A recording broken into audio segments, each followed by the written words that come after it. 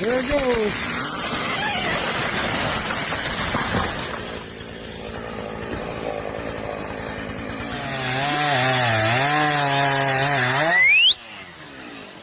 Go! Go, go, go! Go!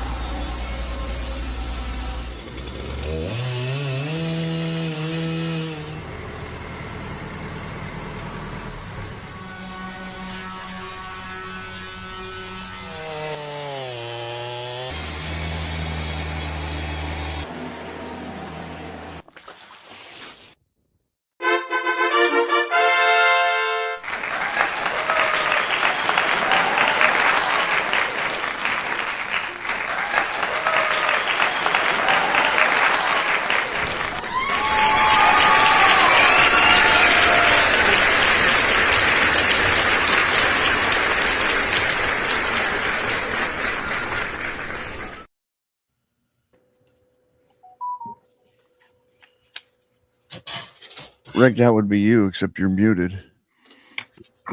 There you go. Now you're not muted. You're not muted. Hello, everybody. Okay. Hello, everybody, and welcome back to the Forestry and Sawmill Round Table. This month's special guest is Will Johnson, president of TimberKing, located in Kansas City, Missouri. And let's see here. Will, you want to say hello to everybody real quick? Hi, everybody. Happy to be here. Excited. Can't wait to see what we get to talk about tonight. All right, so get your questions ready. TimberKing is another American-made product, another American business, and that's what we're focusing on tonight. So go ahead, Will, take it away and tell us all about your business. Well, we are an American business. We're an old family business. In one way or another, we've been around since 1929. My wife's great grandfather. I'm trying to remember if it was great or great. No, it's my wife's great grandfather. My kid's great grandfather founded the company under the name Bellsaw back in 1929, and in one form or another, we've been around ever since. Some older Sawyers some guys grew up with old Bellsaw circle mills that were PTO run. That's a great tradition that we're really proud of. But then, obviously, like everybody else, we've come into the band mills in the last 35-ish years. I've been with the company for 30 years exactly, and have enjoyed most of the minutes of it, not every minute of it, but overall, it's a great business to be in. I'm always just blown away by what our customers do, build, make, create with their machines. That's probably my biggest joy or excitement out of the business, is just seeing what people do with our machines. Nice. I didn't realize Bellsaw was TimberKing at one time. I had a Bellsaw years ago. There you go. Yeah, no, it's an incredible heritage. Yeah, we made the circle mill until 1998, I think, is when we stopped making them. Unfortunately, they were dangerous. Yeah, and so in the reality of the lawsuit culture that unfortunately we're in, we just had to stop. We just had to stop making them, unfortunately. But it's an incredible heritage we're in. We just had to stop. We just had to stop making them, unfortunately. But it's an incredible heritage. Somebody's playing that. What Who's is playing going that? on? I don't know. Somebody Well, playing in the background. I don't know if it's me. It I might found be I found my Bellsaw no problem at all. well, yes. Yeah. Yeah. Yeah, they were. No, but I mean, it's a cool, not so much anymore, but I mean, my first 15 years here, I mean, it was incredible just talking. There were guys calling up who had mills from, the 30s and 40s who were still using them. They were elderly Right. at that time, but I mean, that was amazing in the 90s and early 2000s when a lot of these guys who had this Bellsaw mill for 40 or 50 years were still using them. I mean, that's gone by the wayside now, but it's a cool heritage that we're really proud of. Still a lot of Bellsaws out there. I see them for sale occasionally on the sawmill forums. Yeah, no, they're still out there. We had, unfortunately, we when we stopped making it, we got into kind of a catch-22 situation because we weren't making the machines, and we had a lot of parts, but once we got through those parts, to make new parts in small batches was expensive. And then of course you'd have a guy call and want the part, and then the price, he's like, what? No, that's crazy. I'm not going to pay that. So eventually we unfortunately stopped making parts for it because we would make the part, but then the price we had to get for the part, the guy didn't buy it because it made him mad how much we wanted to charge for it. So it was, yeah. But, yeah, I only had my Bellsaw for a short time before I bought something else, but it was a pretty simple saw. It wasn't very complicated at all. No, I mean, they're super simple. And yeah, I mean, a lot of them out there. One of the stories, I've told this story before. I think I told this story to Neil actually, but it's kind of a cool story. This was my wife's, at the time, my wife's grandfather was running the Bellsaw company during the Second World War. And of course, steel was being rationed during the Second World War because they needed steel for the war effort. And the War Department wasn't going to let Bellsaw have any steel, which, is a problem if that's, if you're in that business and you can't have any steel. So he wrote a letter to the War Department, a very direct letter saying, hey, the war, especially back then, the war effort requires wood, and these things make wood, and so you should give me the steel. War Department wrote back, no, not doing it. So then he wrote another letter to the War Department that was like 8 pages long with sub paragraphs and heretofore and thereto what and whatever, and really boring and weird and convoluted and bureaucratic, and they approved it. Came back and let him build sawmills. So, and a lot of those, and there were a lot of mills used in that war in particular that were shipped out to theaters and actually used in theater. So there's a lot of cool. I mean, I could go on and on about Bellsaw history. It's really a cool history. Yeah. Yeah, I ran mine with a 65 horsepower Massey Ferguson tractor, and I tell you, it would work the snot out of that tractor. Yeah. Bog it down. Yeah. Not a bad saw though. Not for what I paid for it. So well, I mean, they lasted forever. They were cool. And then we started making the band mills right before I started, actually. So in the early 90s, I started in 95. So we started making band mills in the early 90s. We have a sister company, Woodmaster Tools, which makes woodworking equipment. And so those were sort of running in tandem at that time, and I guess continue to. So. Okay, so how many model bandsaws do you have right now? Well, let me see. It's embarrassing that I can't answer that question.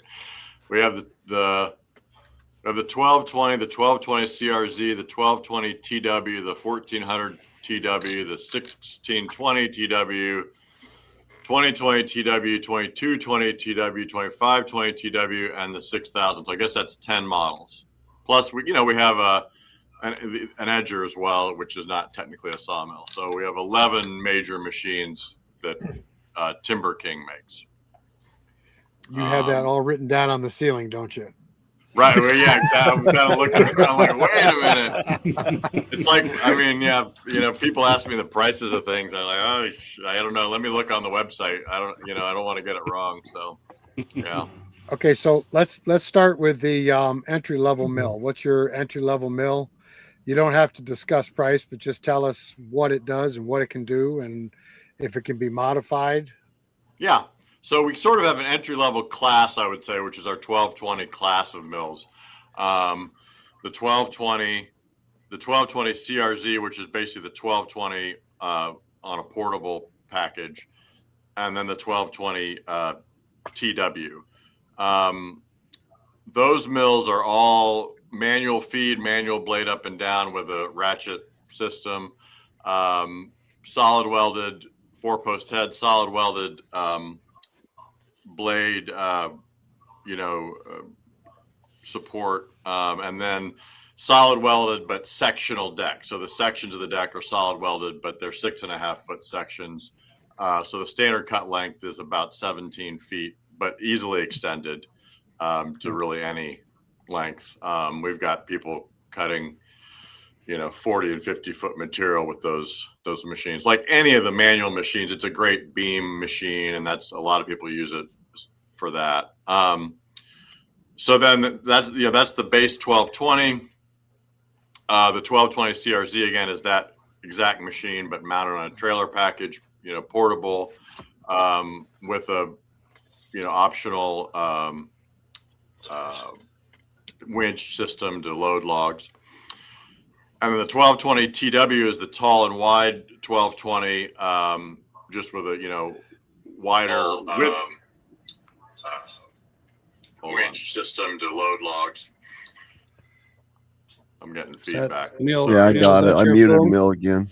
It could be Oh, me. it's his phone. No, it's Neil. I muted him It's again. Neil. Man, Neil. Thank you. Neil's always the fly in the ointment, man. No, so the TW we call it the tall and wide width. It's got a wider width of cut. Always the fly in the ointment, man. I can hear. I gotta listen on my phone. You're the only person I can't hear on everything. I can hear everyone else, and I do not know why. I'm trying to figure it out. Okay, so the TW tall and wide cut goes 36 inches off the cutting deck. Somebody will check the website and say I'm wrong. It may be 35, it may be 34, but it goes quite a ways off the deck, and then of course has 16 inches above the blade. So that's why we call it tall and wide, because it's got a really big cut throat, both side to side and top to bottom. Available in diesel and electric, as well as the standard gas. Wow, really? And Nice. And your diesels are Kubota? Some of them are? Or all That of them? diesel is not Kubota. That diesel, I believe, is a Yanmar. Our other diesels, yeah, the diesels that we put on our bigger portable mills are all Kubotas. We use only Kubota diesels.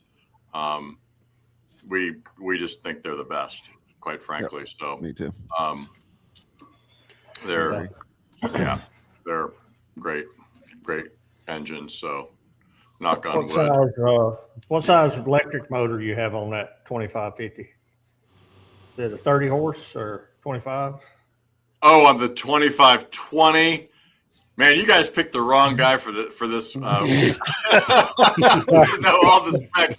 My recollection, it has two motors, because there's a separate motor to run. I believe it's got a 10 horse that runs the hydraulics, and I believe it's a 20 horse that runs the blade. So a total of 30 horse, but split into two motors. If I'm okay, well that wasn't a shot in the dark. We run an electric mill, so it's just no, absolutely. My only thing I'll say to anybody who's watching this, if you double check the specs and I'm wrong, don't think I'm trying to be deceptive. I just, you know, That's all. Yeah. That's all right, Will. yeah, Eric, I was trying to throw a we're- trick question out there. that's right. We're one of just the here, weird we ones that run electric. I know. We love have the, a fun- the electric mills are incredible. I mean, they're incredible. Just, and you guys know this because you run one, but I mean, just the silence, the fact that you're cutting wood and it's just that Yeah. quiet hiss. It's unusual. The mill itself running don't make a lot of noise, but when you introduce the blade to the wood, that's where you get the noise. But you can hear the saw working. And I sit so far away, I can hear it working better than I can actually see it working. Right. And I don't know this is a question for you, but I imagine you can hear when the blade like is getting dull. Oh Is yeah, that oh yeah, true? Yeah, that's cool. yeah. The pitch changes. Right. Yeah, that's really neat. Yeah, You run one of the big diesels or the big gasoline ones, you just hear a lot of motor all day. It's nice when you get to the end of the cut, all you got to do is go off. And within a second, it stops and you can talk. And when it comes back at the other end of the mill, you go on. You get spoiled to it real quick. Yeah, Mhm. really neat. They're great machines. Don't worry, Eric. When you get my age, you don't hear anything. So Well, I only wear one earbud and I put it in my good ear. all right. So Will, what's your next model up? Next model up is the 1420. It has hydraulic forward feed, hydraulic blade up and down, but you do walk with the cutting head. And then it's a solid welded deck on a transport package. But everything else about the machine is manual. So it's sort of a slightly less manual machine than the 1220 series. Then you go to the 1620 TW. 1620 TW has, again, solid welded deck, 4-post head, power core, hydraulic loader, hydraulic bidirectional chain log turner, hydraulic log clamp, hydraulic blade feed, hydraulic blade up and down, and a standard computer set works. So that's the standard configuration on the 1620 TW. Again, there are options. You can upgrade the set works. You can get a diesel engine on it. Various options. 20-foot from the 1400 up, we have a standard 20-foot, 21-foot cut capacity up through the 2020 machine. Okay. So, Will, right, there's a question up there for you, Will. Any thoughts on a power feed add on the 1220? We've talked about it. It's, we are, we don't like electric stuff. I mean, electrics are something we view as a necessary evil. We do, obviously, our computer set works is electric. We do have electric stuff on the mills. But it's sort of a philosophical thing. We used to make a mill called the B20. That was our first band mill. It was heavily dependent on electrics, and that was quite honestly where most of our problems were with that machine. So we just look on the 1220 as a simple, rugged, no nonsense machine that you're never going to have a problem with putting an asterisk next to the word never. But and that's kind of that's kind of our philosophy on that machine. And we just feel like, with an electric feed, we're kind of opening a can of worms. It is something we may do because people do want it. And it's that conflict between giving the people what they want or, kind of like sticking by your guns a little bit and saying, do you really need this on that machine? And also one of the virtues of a manual machine is manual feed. And sort of like we're talking about hearing the blade, one of the great things about a manual machine is feeling the blade, feeling the cut, being there right with it. That's one of the great, when I'm talking to customers, they're trying to decide, through machines that, there's always this assumption that the more expensive machine is better, right?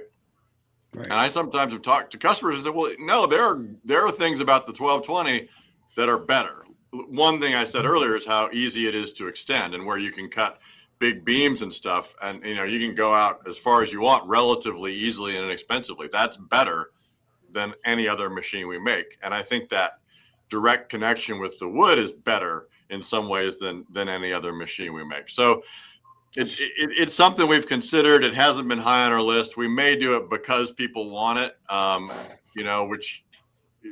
which is what you should do, I guess. As a company, you should do what your customers want. But I guess we're a little stubborn. Anyway, so I hope that was a long answer to say, no, we're not doing it right now, but we might do it. That would be a much quicker way to say it.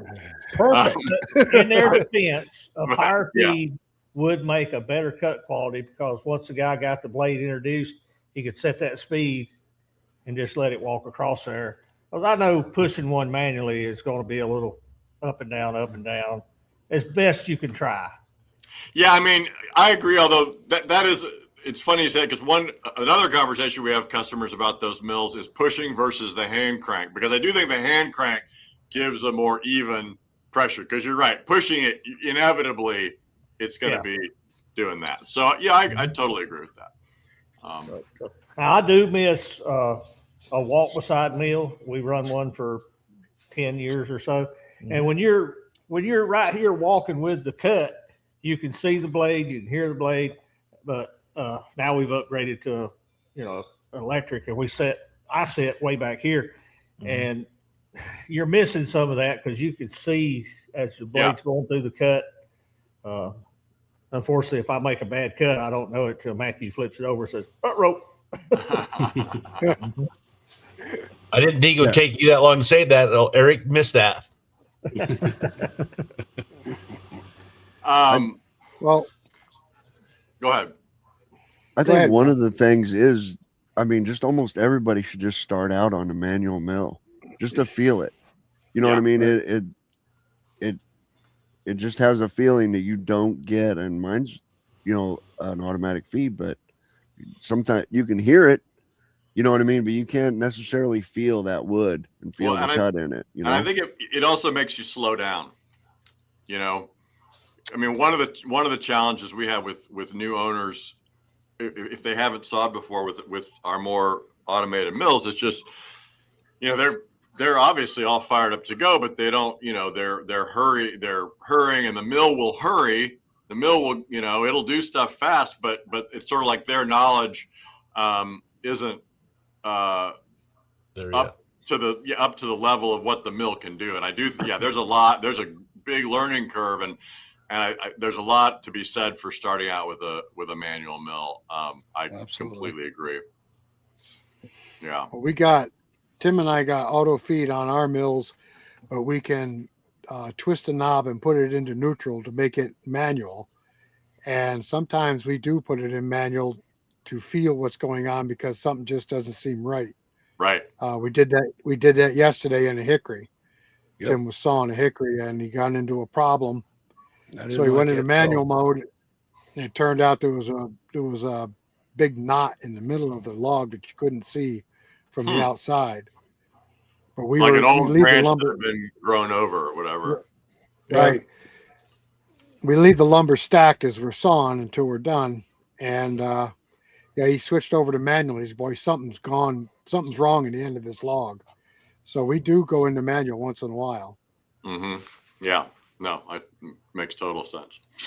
well, I associate the sound with the actual pushing, like you said. You associate the two after a while.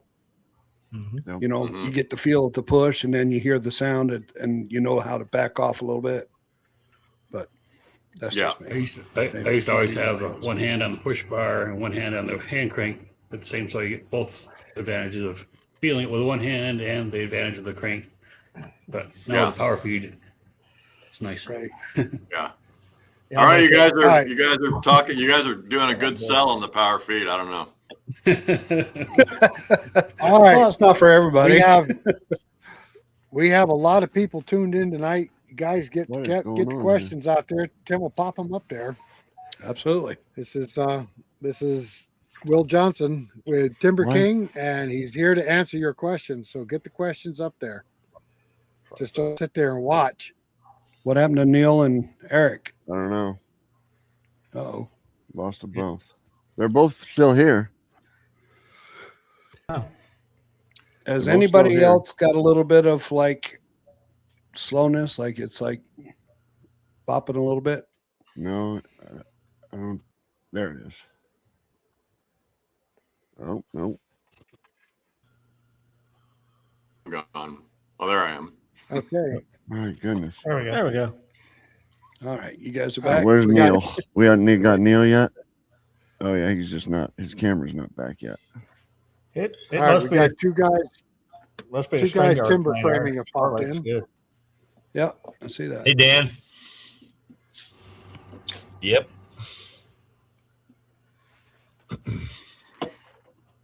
Well, I guess I can talk a little until we get you guys interrupt me if we have questions. I'm not smart enough to know how All to right. do Well, that. can Well, you see right, the bottom? right there up underneath you. See it? Five? They'll pop up on the. They'll pop up on the screen underneath you there. Oh, I got something in the way. Hold on, I'm gonna have to move my camera. All right, wait a minute. All right, I'm on it. George and I are All driving back from Timbertown. There you Yep, go. That's all I that's do, where, though. that's where Oh, the questions will pop up. Okay, Mr. Brad, how are you? Okay, all right. Well, I've got it now. Anyway, All right. Where's Neil? Where's You Neil? mentioned the Woodmaster molder planer earlier being related to them. Do you sell Yeah. other products or?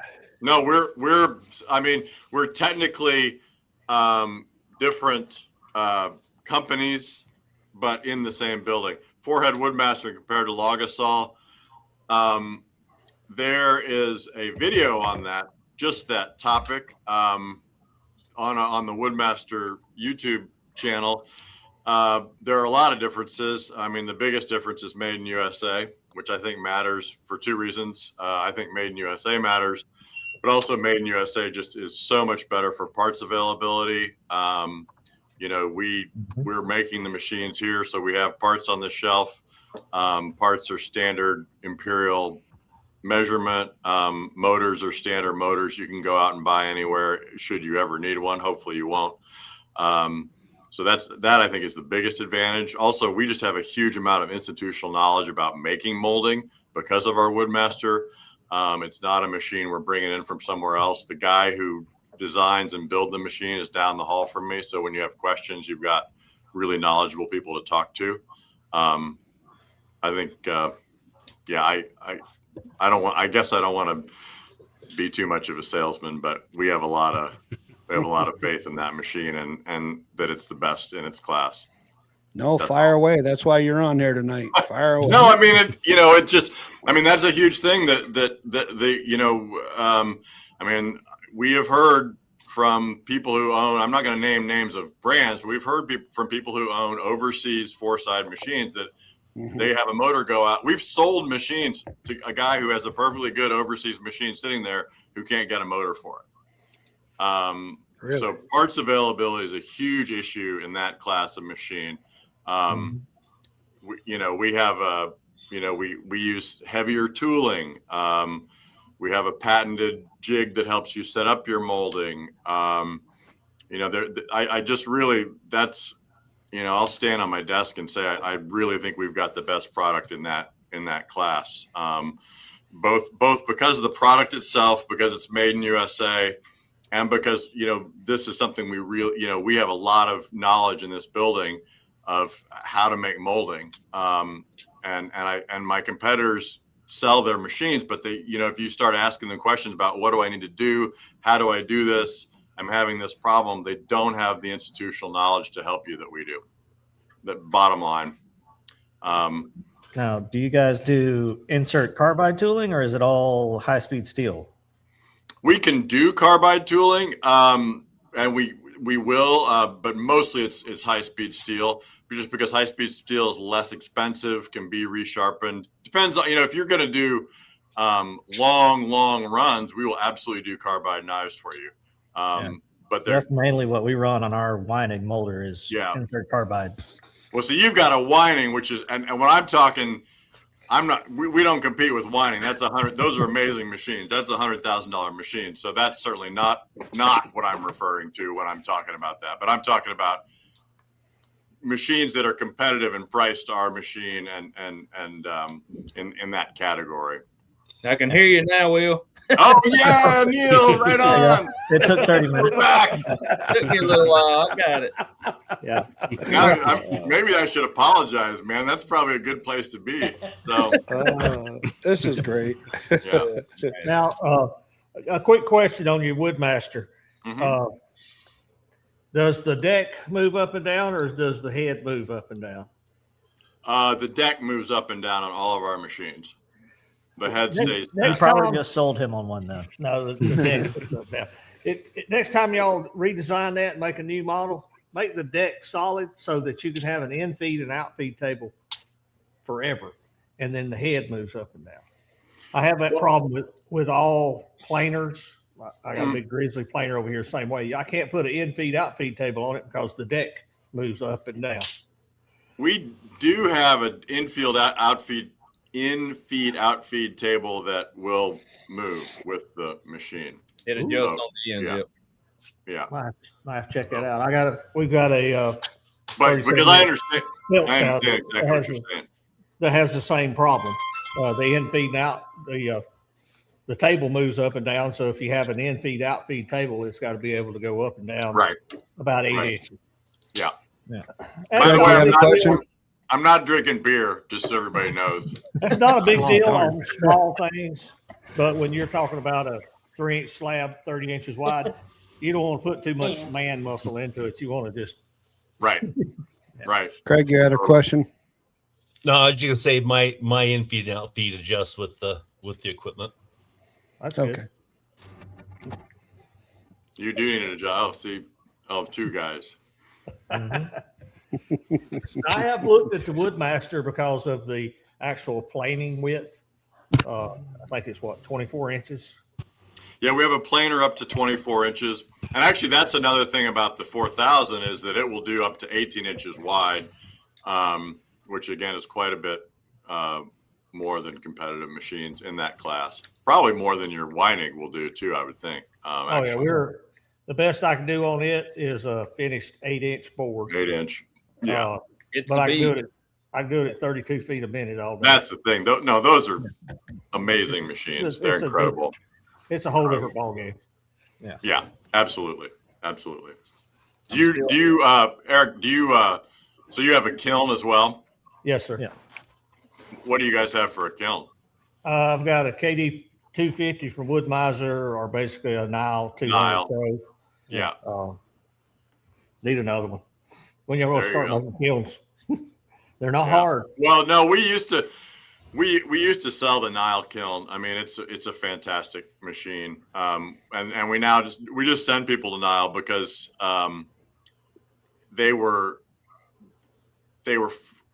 fragile to ship. Yeah. And so we kept having damaged machines and shipping, and then we were on the hook for them, and it just didn't. We would rather have Nile, just send our customers directly to Nile. It's sort of like what I'm saying about the Woodmaster stuff and knowledge. Like, we've sold this to our customers. They call us for help. We don't know anything about it. It gets damaged in shipping. We don't know anything about it. And it just made sense to have them go directly to Nile.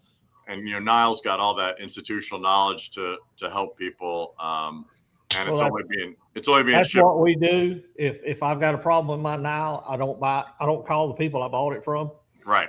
I call Nile. Yeah. And if I bought another one, I'd probably just buy it directly Buy it from Nile. Well, and I think there's some stuff. I'm not trying to be mean to my friends at Woodmaster, but I do think there's some things on the Nile. There's some advantage. I can't remember what it is to the Nile, the directly bought from Nile kiln versus the one Woodmaster sells. Maybe I'm wrong about that, but I have. If you get their 200 Pro, you can get it with the heat booster already part of the package. Oh, got you. At a cheaper price. At a cheaper price, yeah. That's what I'm setting up right now, the 200 Pro. Yep. So Mike can put that 4000 to work. Hey, trust me, Neil. Once you start boulder planing, kiln dried wood, you'll never go back because you won't have near the pitch, the buildup on your knives. I see people try to run this stuff that's been air dried, and it will run. It won't run the same. If you're running a pine species, you're going to get a tremendous amount of pitch because you didn't get that wood heat treated properly by just air drying it. That's right. I got a solar one. I mean, I just couldn't pull it down to the 150 for 24 hours. But I want to step up so I can get volume. Yeah. One of the things that, and I know you guys know this. I mean, one of the things that we really have to do with that machine is really work to educate people, because people think, oh, we got a 4-side molder, man. I can just put anything in there, and I can put that Sawyers in there, and the silk purse is going to come out the other side. It's like, well, no, that your wood has to be dry. It's got to be properly sized, and really. We really up front, before we even sell the machine, we have to make sure that, you can't just, and you can't use green wood. You wouldn't want to anyway, but we'll have guys who want to just take wood right off the sawmill and put it in the molder. Like, no, you can't do that. We do a lot of, we sell a lot of 4000s, thankfully, but we also refuse to sell a lot of, not refuse, but, coach people out of, say, hey, I don't think you're quite. You need to maybe buy a kiln first, and because the wood really does have to be prepped for those machines. So y'all stay tuned to the channel, because there will be some upcoming videos on this machine he is talking about. I just need to get really good with it, so I know exactly what. Yeah, I got to make the mistakes so I can show y'all how not to make the mistakes. There you go. There you go. All right, there's one question here I want to address real quick. I'll pop it up on the screen. Maybe some of us, okay? I ain't taking my hat off. And I don't have a hat on, but I do. What are you talking about? I got baldness. I don't know if you guys You got a lot. You got a lot of hair compared to some of us. Some, but still. It's going. Give me a couple years. I'll have a hat on. Yeah, I don't care. I just assumed mine all fell out. I wouldn't have to worry about it. Be bald. Just going gray. Mr. Boatwrights is brave. He does Southern Yellow Pine. Southern Yellow Pine, anything is brave. That's the only thing I could. You're brave, Neil. You're brave. Now, I believe Craig don't need a kiln because his trees don't get above 6% when they grow. Our Southern Yellow Pine we run last week for a customer. Look at that. That's beautiful. Beautiful stuff. Beautiful. Great grain. Look at the growth rings in it. Yeah. Wow. Really nice. Yeah. Really I'd run nice. that every day. But it's got to be good and dry. That. Beautiful stuff. So, yeah, that's the next evolution in most sawmill guys. They get into this as a hobby and they want to do a little more finished woodworking. And then you got to buy a kiln, and then you get into buying you some kind of 4-head, 5-head type molder. Becomes an addiction. Those are the customers I just love talking to. I mean, that just are doing it from, tree to trim, womb to tomb. It's so incredible. I started out with the 721 planer with the Super Pro Pack. So you get all the mold and stuff. You got the attachments to where you can add the routers on the end and your bits. It's a very slow way to run your material, but starting out to get the feel of things, to see if that's what you want to do. Yeah. It's probably the cheapest way to try to get into it, because not only do you have the planer and the sander and which I upgraded to the helical headed planer bit, which was great. You also have the routers. Also, if you decide you don't want to run it, you have those routers for other tooling. I mean, it's sort of like on the sawmill side, the starting with a manual mill, starting small, simple, slow is a good way to start, Yeah, It really is in anything. How many times you had a new customer come in and they was trying to buy your, most expensive mill, and it's the first one they've ever owned, and you're sitting there like, man, I want to sell it, but I need to tell it to back down and start here. We do that a lot. We downsell a lot. We really try as an organization not to upsell. Like, it's just not our culture. But we do downsell a lot. It happened with the mill that I own now. A guy bought it in South Florida. He had to have him a mill. I forget his name. Anyways, he thought he was going to have time to cut. Got a big cattle ranch, all this stuff, and realized that he didn't have the time to cut, and that's where I picked the mill up there. The biggest one we have is with our biggest mill, the 2520. You get the guy who, and it's going to be, for him, it's going to be like a Harley or something. But he wants the biggest and baddest, which if he insists on it, of course, we'll sell it to him. But it's like, you don't need that. I mean, that mill really is mostly for the Northwest, for really big trees. And so we find ourselves a lot of times downselling from What are you talking about, Northwest? We max out ours all the time. I saw 44-inch white oak this week. I'm not trying to hurt anybody's feelings. I've only seen one of those 2520s run, and that thing is an absolute beast. And I will absolutely sell you a 2520. Is this I'd like to see one up close. Is that what we're doing? Because I'll sign you up right now. Put your orders in now, boys. Yeah, exactly. But no, we do. We end up having to kind of tell people to, hey, yeah, let's. And again, sometimes as long as you have that conversation, the guy's like, nope, I don't care if I don't have the biggest and baddest. I'll just, I'll look at it every day and feel inadequate or whatever.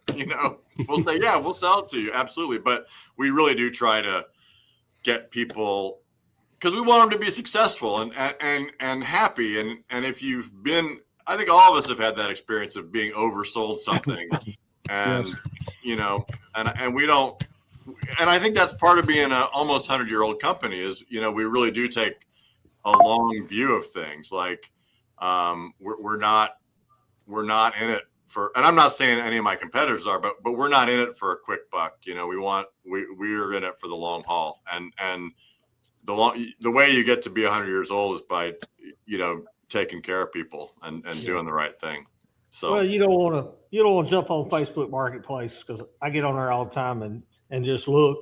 And I hate to see somebody that bought a brand new sawmill. It's 3 years old and it's got 60 hours on it. yeah. Yeah. Did you not have a plan? Yeah. Yeah. No, we get the one actually, in terms of like the morals of selling stuff, that's sometimes hard. Although it's not hard, it's actually ends up being fun. But you'll get a guy who's like not in good health, in his 70s, wants a sawmill. And the thing and for a long time, I guess when I was younger, I struggled with that. I don't struggle with it as much anymore, because it's like, you know what? He's probably not going to use it, and it'll probably end up on Facebook Marketplace, but he's going to be happy. Like, it's just, he's always wanted to do it. And Yep. by gosh, it's not, that's, I used to feel, ambivalent about that, but I'm like, you know what? Let him do it. And it'll be the nice thing I think about our machines and some of our great competitors is, the machine, when he's done with it, and it'll hold a lot of value. And, but he's had that stored indoors. Yeah, stored indoors. He's had that satisfaction of saying, man, I always wanted a sawmill and I got it. That's always kind of fun. We're all old enough that we've all probably wanted a Harley and owned one, wanted a Corvette or a Mustang, and you've had one or two of those, wanted a boat and figured out you didn't never need another boat. Yeah. But I put sawmill kind of in a different category for me, because it's more business versus hobby. But when I bought it, it was technically a business hobby. Right. My first one. Yeah, I mean, what they always say about a boat, that the happiest day is the day you buy it and the day you sell it. You know what boat stands for, don't you? Break out another 1,000. What'd you say, Neil? Break out another 1,000.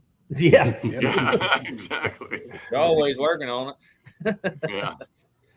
You've got a mutual buddy in that same boat, don't we, Neil? What's that? We got a mutual buddy in that exact same boat. Oh, yeah. Yeah. Matthew's been chomping at the bits these last couple warm days wanting to go fishing. And I'm like, you got work to do. You got a young son. You got a pregnant wife. Fishing's going to have to wait. Like 20 years. Yeah. I said, your best bet of fishing is give Mordecai another year or so and just tell mama you and him and leave it. Other than that, fishing's going to be slow. But Mr. Boatwrights, Absolutely. you got what you need. You don't, yeah. That's it. You don't need that other stuff. Do not. So It's a lot more fun than a boat. oh Lord, yeah. I mean, it's just, I never get tired of seeing a gnarly old log turn into board. I had a big Never old gets bass old. boat 20 years ago, and I called it my $100 boat because every time I put the hitch on the truck, it cost me $100. Didn't matter. And that was 20 years ago. Now it's probably a $300 boat. Yeah. Yeah. Everybody should at least own one boat so you know what you don't need down the road. Yeah. Yep. Get that out of your system early. Same thing with a Harley. I don't mind. I don't blame people for owning one. I loved it, but I figured out right quick I was too old, didn't need to keep that thing. That little handle in there kept getting you in trouble. Yeah. Yeah. So I'll ask the hard question. You have the same thing as all the other sawmill makers, and the engine is not American made. You know what I mean? And I'm guessing the bearings, or not, or because the Kubota engines may not made American made. Kubota engine is the only. All of our other engines are American made. Okay. That's cool. Kubotas are not American made because I'm always ready to be corrected, but there's just not. They're the best. Right. And usually American made is the best. And so there's a correlation, but we feel like Kubota engines are the best. And so if you look on our website, what we say, each mill has a little thing by it and says made in USA. And on the 2220 and the 2520, which are the mills that come standard with Kubota engines, we say made in USA with an imported engine. Yeah. So your bearings, your belts, you know what I mean? All that those are the hard ones to get in the USA, aren't they? A lot of stuff's impossible. Yeah. When I say made in USA, you have to have a certain percentage of your content. Our mills, every single item on our mills is not made in USA. Right. It's not like every single thing is made in USA. The worst one that's horrible, and I'll tell this is a horrible story about what's happened to American manufacturing. Yep. I know I've told Neil this story. On our mills, all of our portable mills have standard sidewind leveling jacks on them. Okay. They are Bulldog brand, good brand, and we bought Bulldog jacks for years. One day, we get a big pallet, like a container of, not a container, but a big thing of Bulldog jacks. One day, our thing of Bulldog jacks comes in, and they're the Bulldog jacks made in China, no longer made in the USA. Mm-hmm. Of course, they didn't lower our price, but so we found this was 10 years ago, maybe 15 years. It was quite a while ago. We found a company in Nebraska that was making sidewind jacks. They cost about 30% more, but we started buying those, but they went out of business. And I challenge you, and if you can find it, great, let me know. But you cannot buy American-made sidewind jack. Doesn't exist. Right. If somebody can prove me wrong, that would be fantastic because I would love to buy that jack. So there are absolutely not U.S. made there's non-US made stuff on our machines. We work hard to minimize that, but it's really hard, and it's, again, it's a constant battle, because this thing you're buying that's made in USA one day shows up on the dock made in China. I mean, and nobody's called you, nobody's told you. It just shows up. And actually, talking about, we also had a big issue during COVID. Correct. Just getting anything. Right. I mean, so we really had to, a lot of that, we were scrambling to get anything. There were components where me and the purchasing guy were literally buying stuff off eBay. Because our suppliers didn't have them. So that also, just sheer availability of stuff that's pretty much over. Although, I mean, that lasted until into last year, where we were still having supply issues on stuff. One thing about parts, though, I mean, every piece of equipment, there is stuff you have to replace, stuff wears out. Everything that I found on my 2020 is easily accessible within a short drive of my house to be able to get it. I mean, sometimes just the auto parts store. So as far as bearings go, I can go right down there to there's a bearing warehouse. They have that. Everything is very easily accessible, and there's no back order on anything to have to wait for a while, because time is money, and the longer you're shut down, the less money you're making. You're putting yourself behind. We definitely try to have stuff be standard spec when we can, standard stuff that you can buy. And I don't want to cut you off, Will, but the one thing I do give y'all props on, when I do call and order something, it's usually shipped the next day, and is within 2 to 3 days, it's at my house. I mean, which I'm not too super far from y'all, but the shipping is immediate. That's Marcus. Marcus has made a huge difference. I think Marcus has been with us for 4 or 5 years. He's made a huge difference. I mean, pretty much if we get an order before 3 p.m. our time, it'll go out that day. I mean, that's what we try to do. But again, we also try to have it be standard stuff, and we'll always give a customer a spec on something. Like if he's like, no, I got to try to go into town and get it today, we'll always give him the spec. And we try not to have proprietary stuff if we can avoid it. I mean, like our log turner weldment, you can't go to, Home Depot and buy that, but or Tractor Supply or whatever. But just like your Kubota engine, you can buy it from TimberKing, or you go down to the Kubota dealer and buy the exact same thing you bought. Yeah. In today's time, it's real hard on manufacturing to find, like, say, source American stuff. And we understand that sometimes you got to buy foreign made stuff. My only issue with that is when a company don't check the quality of the material coming in. I've got a brand new mill, and Matthew and I have replaced way too many bolts that should have been a grade 5, should have been a grade 8, but bare minimum grade 5, and they broke.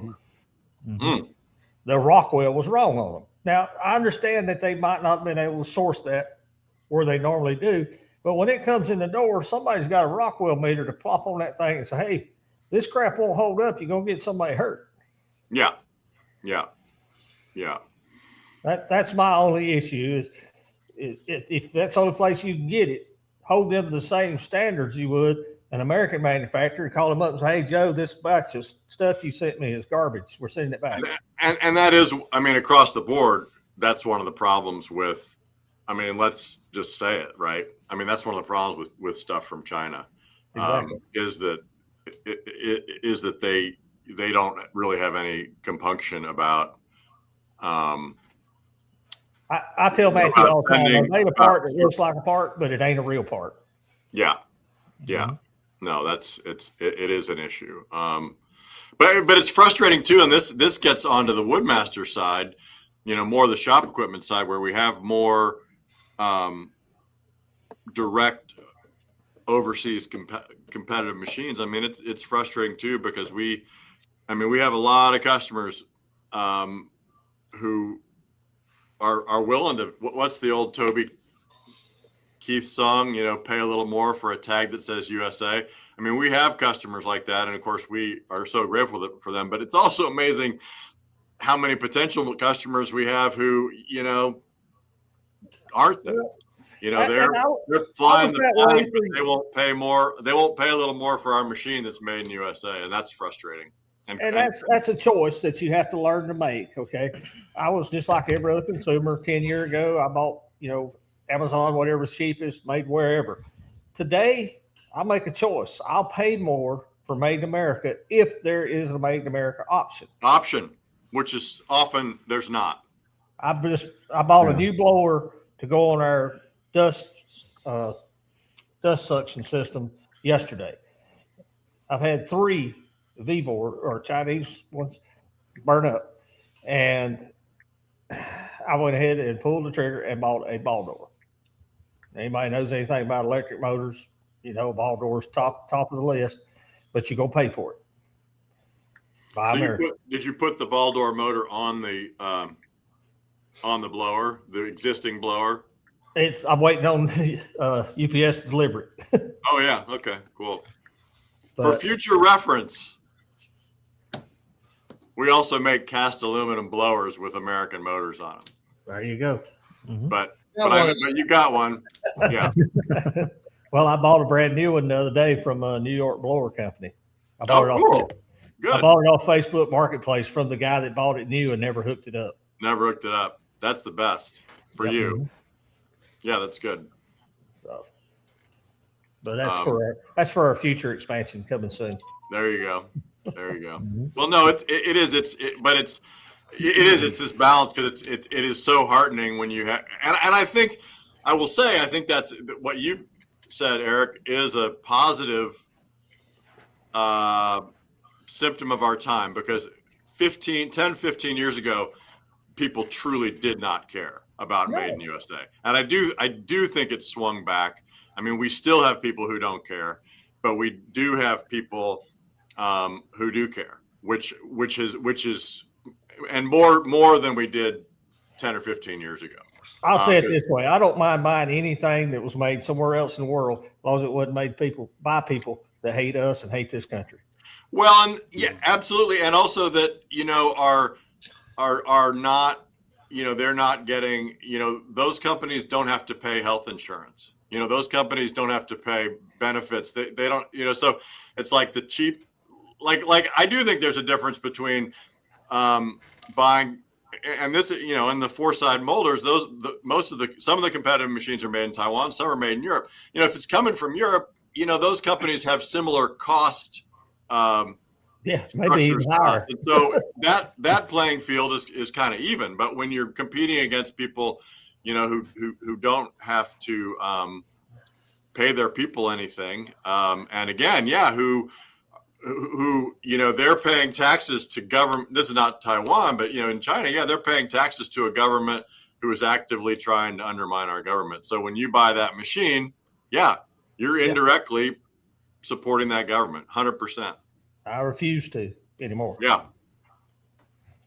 No, we try. I mean, and again, unfortunately, all of us buy Chinese stuff because it's impossible not to at this point. Absolutely. Yeah. Well, you even get like talking about American-made stuff. You even take a bearing company like TimberKing, who is American-made bearing company, but they got 33 plants throughout the world that makes bearings for them. So they're not just American-made. I've bought TimberKing bearings and have China right on them when we get them, you know. Yeah, we're 5 minutes away from a TimberKing factory, and they're about 20 minutes away from another one that way. Right, but what I'm saying is TimberKing is supposed to be American-made, but not all their bearings are made in America. They've got 33 other plants in other countries. And I would hope TimberKing holds that overseas manufacturer to the same standards that they hold this one to and the one over here, as far as their finished product. And that's part of my issue with a lot of that stuff that gets imported. It looks like a part, but it's substandard. Right. The bearings are super hard. It's funny. I have this little to-do list on my desk, like literally right here. Like this is my little to-do, like this is stuff I need to work on. Okay. And one of the things on here, because what happens is just what you said, you've got this, there's a few companies that sell bearings and you order bearings from them and the bearings show up and you can tell them till you're blue in the face that you don't want Chinese bearings and here they come. And literally it says on here, Chinese bearings, because we get Chinese bearings from good manufacturers. And I'm always back and forth with my purchasing guy. Like, I don't want Chinese bearings on the mill. Well, we can't get, that's what we can get. So it is a battle. Bearings in particular are a battle because there's a few companies that make bearings. And as you say, they're making them all over the world. And we need this bearing and they don't even really have a structure within their company to, like if I say I only want, or even like, look, to me, a Japanese bearing is going to be a good bearing. Like it's not made in USA. It's going to be good. And again, that company, because of that economy, that company has to pay its workers well. So it just feels like a more even playing field. But yeah, I can't.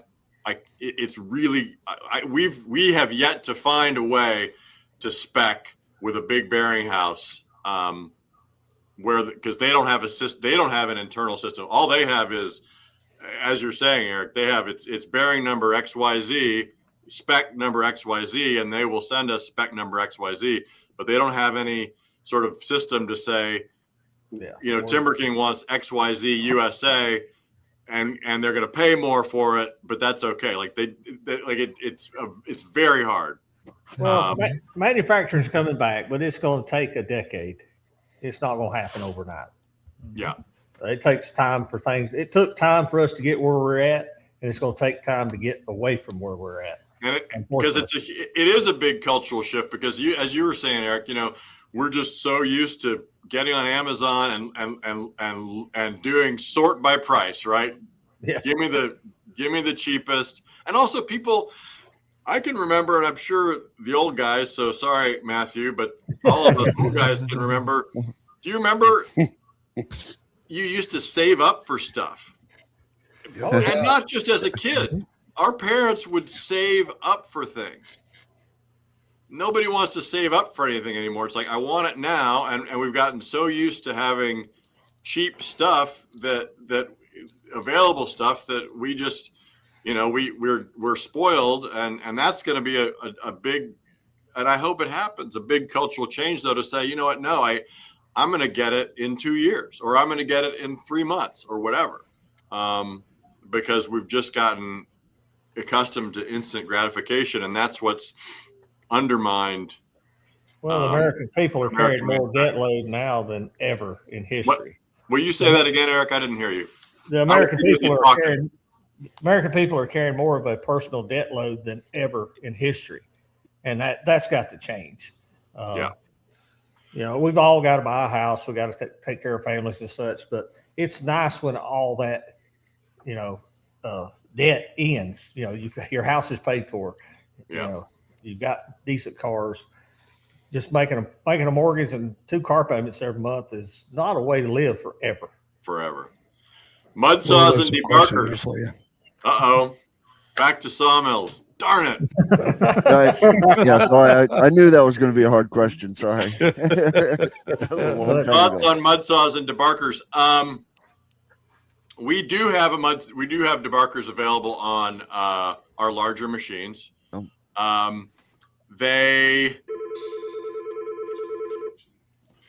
Oh, good. Hello. Hello. Hold on, guys. My alarm company is calling me. Hello. Someone just stole your Chinese bearings. He's like, yeah, I'm in here. Maybe that's Gary on the phone, Neil. Yeah, there you go.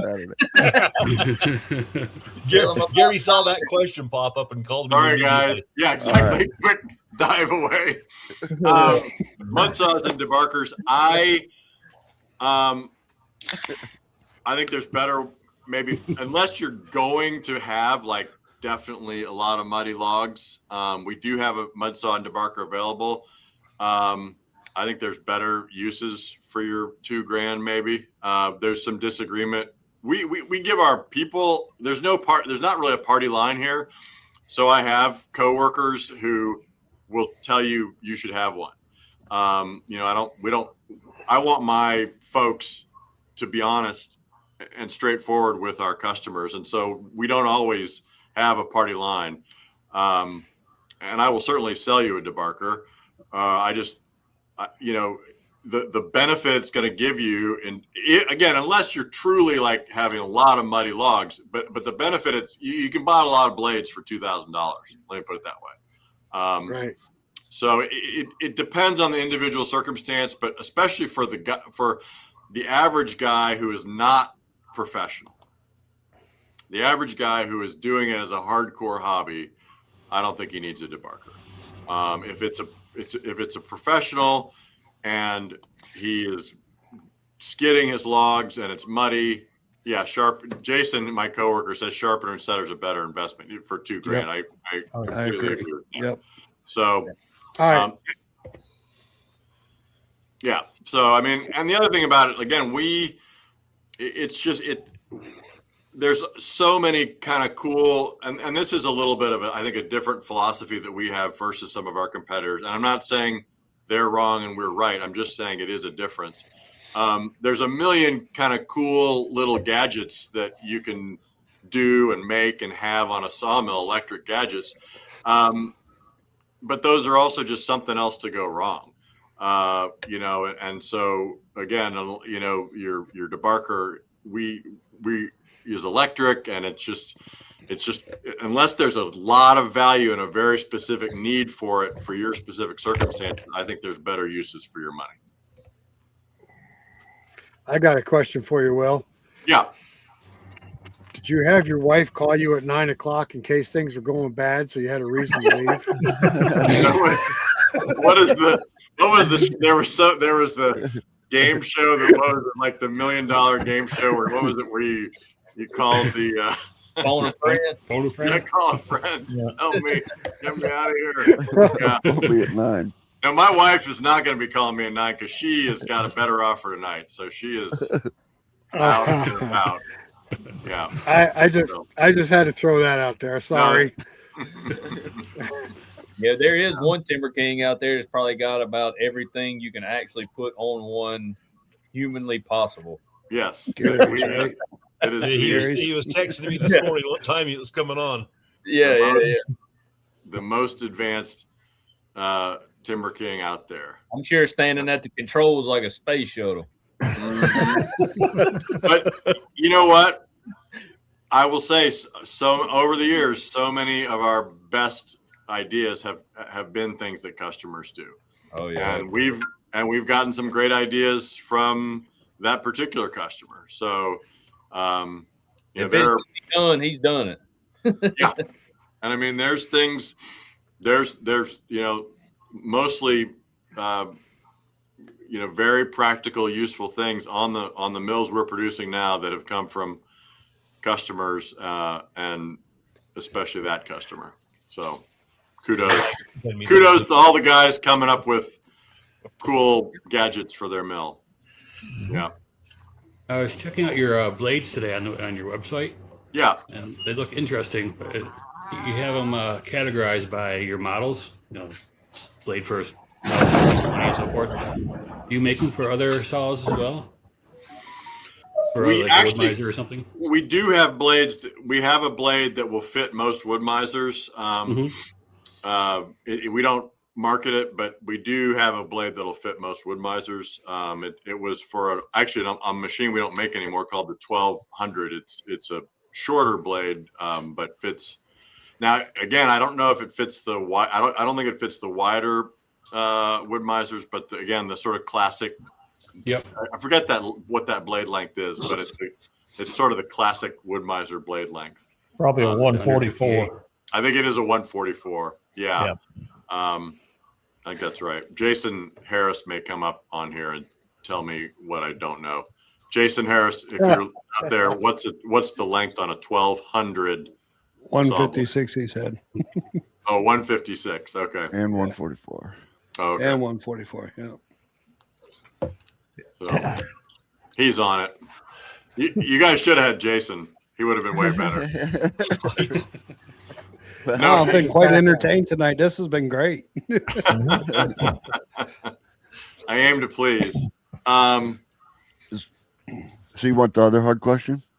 Yeah, Want I the do. next hard question? All right. So we got Jason Harris, TimberKing here. We got TimberKing Portable Sawmills, and we got TimberKing Official on YouTube. Oh, right. The YouTube question. The YouTube question. So The your YouTube channel question. This is the I answer waved to the at him, huh? YouTube question. The answer to the YouTube question is as follows. I am the marketing department, basically, of TimberKing.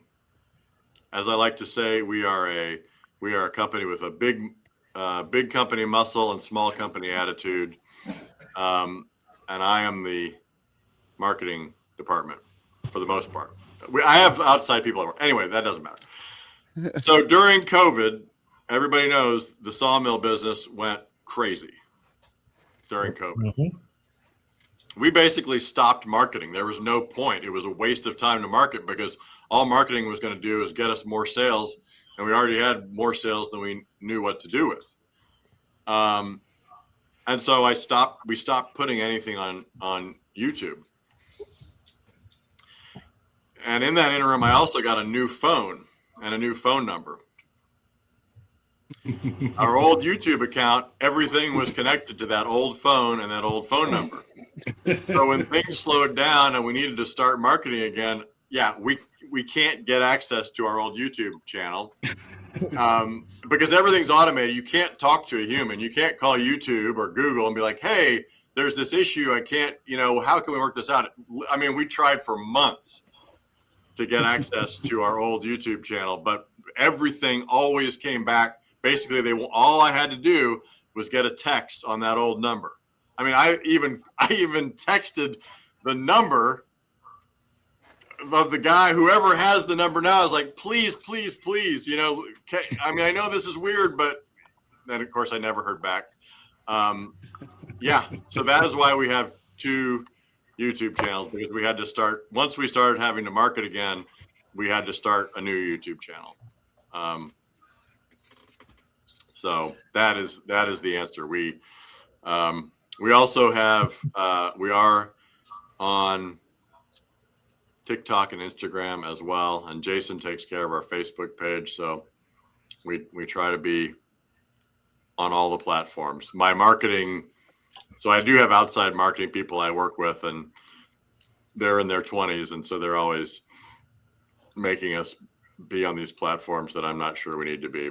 And Morgan's probably watching. So now she's composing a mean Morgan or email to me. But anyway.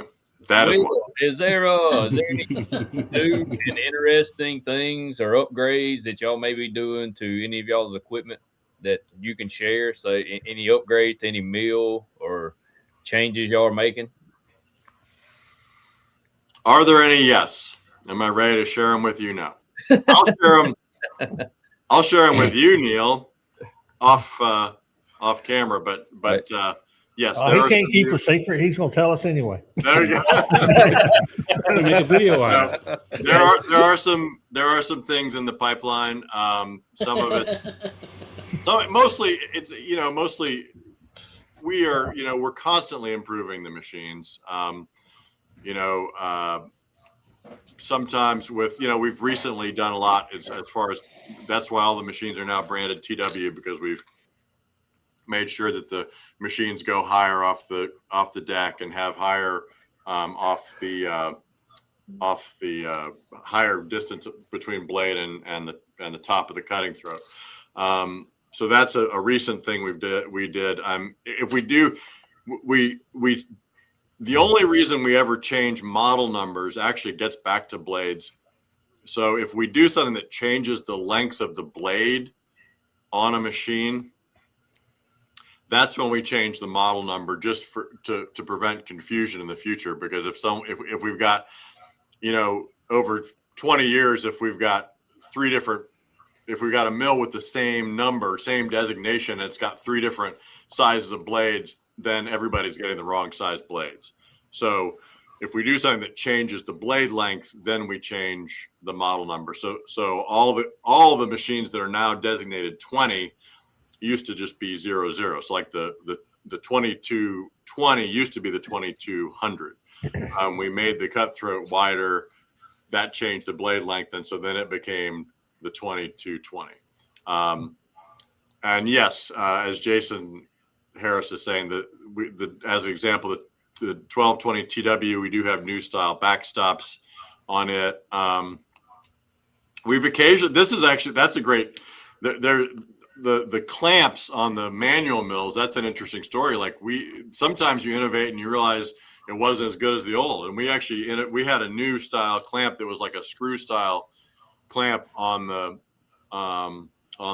manual mills, and we actually went back to what we'd had before. It was simpler, it was rugged, it worked well. Everybody wanted to order those instead of the new upgraded one, and so we went back. I mean, sometimes you try something new and it doesn't work as well as you'd hoped. The backstops, the vertical backstops on the TW are pretty cool. Again, that's not a huge innovation, but it is a change for that mill. But we do have some stuff coming up for sure. On your TimberKing, talking about blades, do y'all run a proprietary TimberKing blade, or do you buy blades? It is a proprietary blade. We don't have a blade factory. It is made for us. But it is a proprietary blade. Yeah. There's a lot of technology in the blades. No, it is, and that's the thing. We're able to leverage, just like I was saying about our 4000. Like, we have a lot of in-house knowledge about how to make molding knives, and how to make molding machines, and how to help people operate those machines. We're able to leverage the knowledge of our blade manufacturer to I think, make better blades, because that is what they do. That's not what we do. And so I think that ultimately gives us a better blade. And, again, a sawmill is a whole lot of noise around a blade. Yep. Right. I mean, that's the thing. So the blade is everything. Important as the engine. Yeah, absolutely.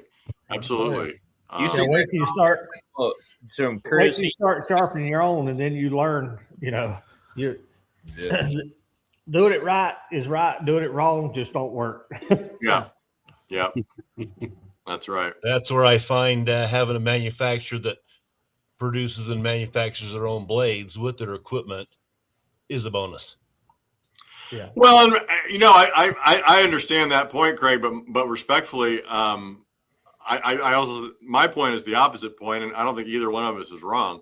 My point is, I've got my blade folks that I work with. All they do all day long is worry about blades. That's all they do. All they do all day long is worry about how to make better blades. And I'm able to leverage that. And I think that's an advantage. They have the newest equipment. They grind their gullets versus stamping their gullets. I respect that point of view, but I respectfully, think the other point of view has its merits as well. And I assume that's an American manufacturer, close by. It is a close by manufacturer. That's all I'll say. Well, most of these guys are on YouTube, and they get people requesting them to try things, and I've had a bunch of these Chinese manufacturers want me to run their blades, and I won't even waste my time. I can assure you, our blades are not made in China. We don't have the bearing problem with blades. I have run European made blades because the American manufacturer during COVID couldn't produce enough of them, and they imported them from Europe, and they were made wrong. It happens. They were wrong length, or what was wrong about them? Had wrong set. Had like 5 degrees on one side, about 25, 30 on the other. Mm-hmm. It cost me a day and a jar. I filled up my Swire jar. This all happened before we started sharpening blades, and I had the equipment to where I could take a blade and quickly check Do it yourself, right? the factory set. Now, if it happened again today, I'd go over and grab my set tool and I'd go, yep, 25. This won't run. And I could either send it back or fix it. Yeah. But at that time, I just opened a new box of blades and I'm doing this, you know? Yeah. Yeah. It was a bad day, wasn't it? Yeah. It was a bad day.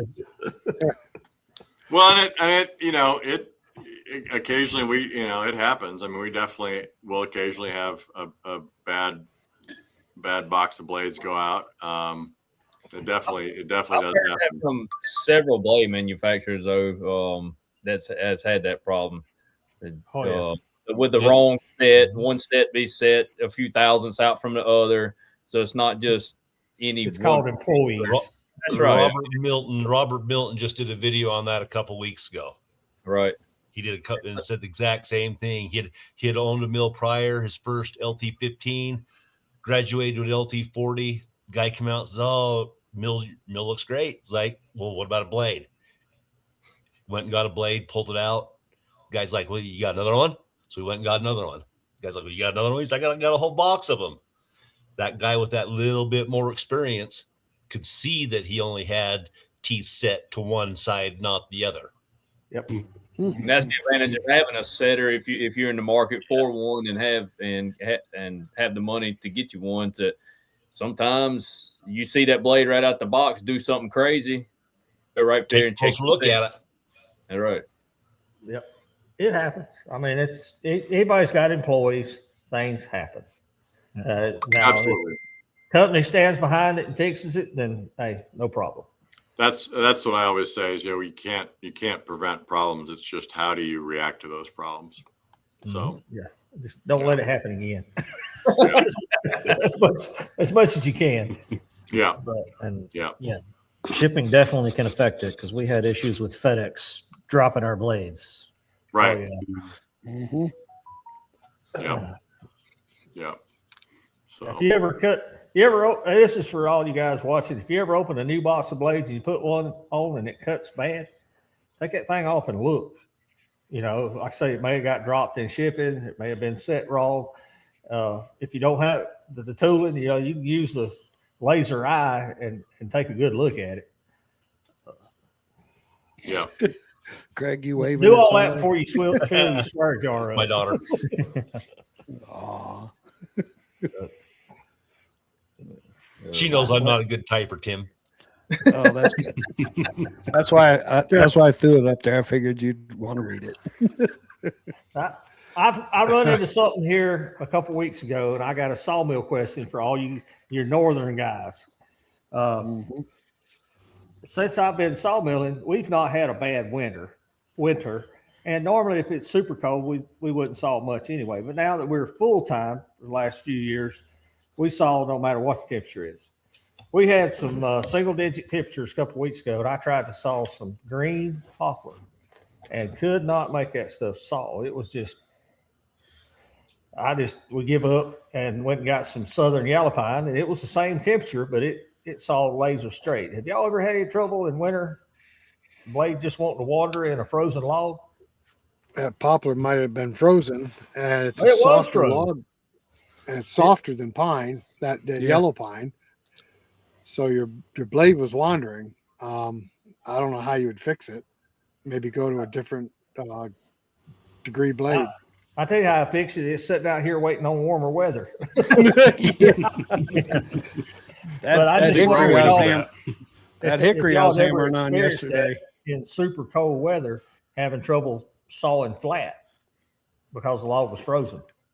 Right. I found that in my softwoods in the winter that when they're cold and frozen, the grain's more comparable. You know, it's a little bit more dense as if it would have if it was thaw, where Right. that blade's going to want to follow the path of least resistance. When they're frozen, it's a more consistent.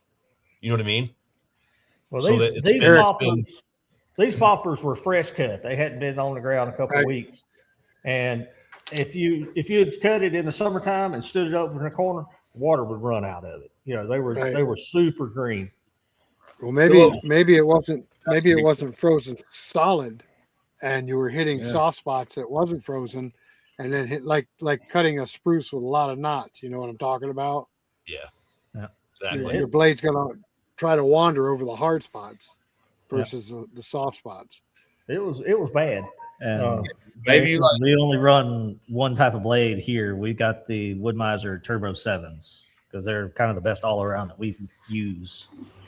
I was fixing to say, maybe y'all like me and don't have anything, don't have them 4 and 7 degree blade to 4 degrees for frozen wood. No, don't keep them anymore. Well, Greg we- messaged me the other we've- day, said it was like 2 degrees at his place. And I said, man, it's sunny and 80 here.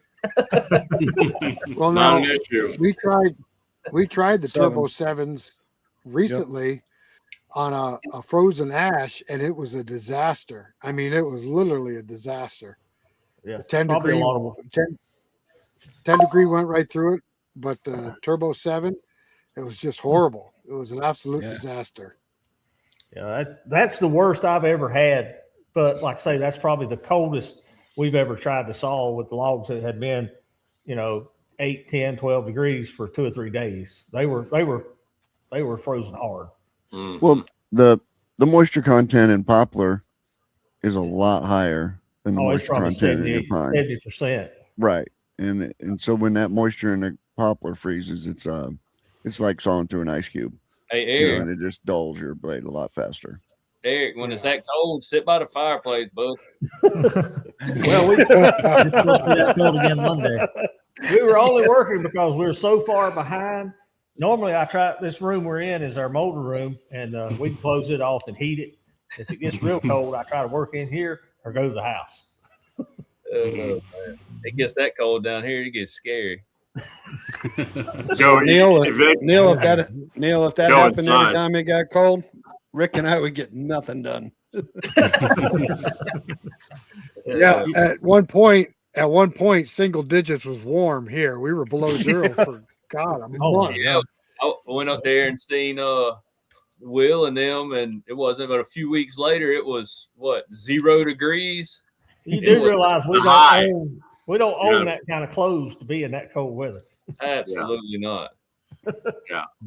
No, that was Most of my you- wardrobe is short sleeve. you did well on your timing, Neil, because Oh, yeah, yeah. we A had week some, or two later, it would have been horrible. it was brutal. It was brutal. It really was. But Wow. and then it was 60 last week, and today I think the low tonight is in the teens. It teases you. We've been getting teased with But just spring weather. you just got to go in the caves, man. Just Yeah. exactly hunker down. It was Hunker down. 80.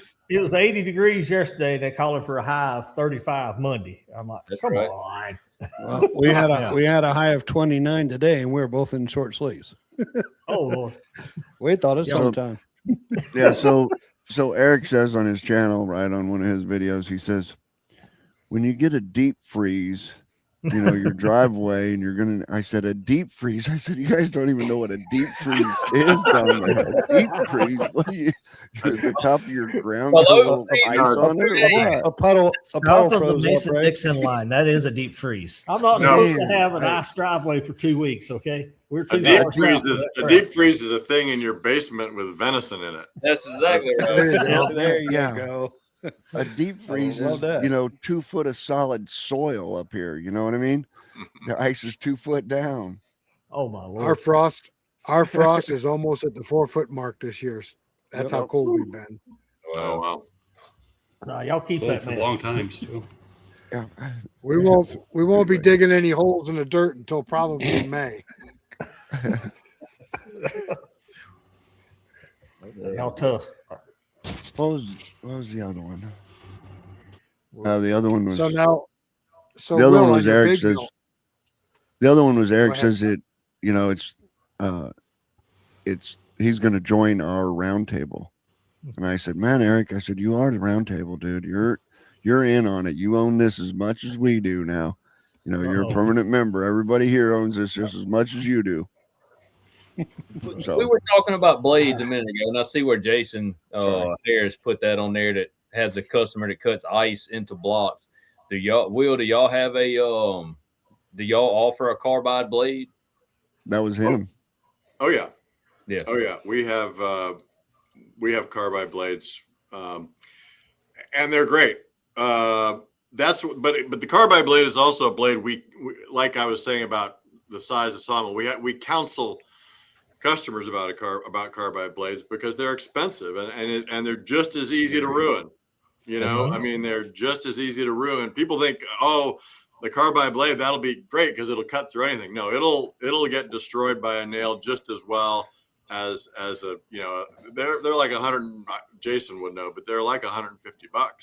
You know, and if you've got dirty wood, or if you got debris in your wood, if you're not confident in what you're cutting, you know, yes, it's great until it gets destroyed, and then you've got they're out of. Jason says they're out of stock right now, but then you've got a $150 blade destroyed versus a $30 blade. Correct. So you have to be very, you know, we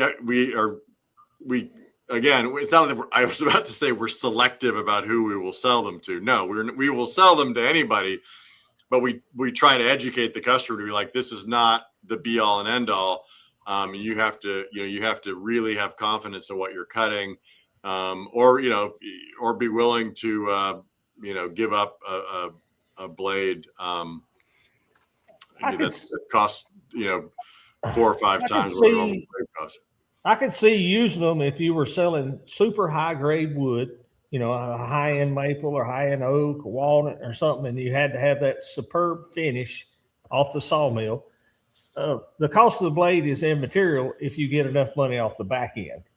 But if you're just trying to saw dimensional lumber, there's not enough money coming off the back end of the mill to pay for a $150 band that you ruined, unfortunately. Right. I mean, so it's got to be high dollar. It's got to be sinker logs, tropical hardwoods, which also those logs are, again, there's also a reason to have carbide with a tropical hardwood or with a sinker log. So you're right. It has to be a very high value product in order to compensate for the risk. If I sawed hickory and pecan every day and could sell it for what it was really worth, I would probably run a carbide blade.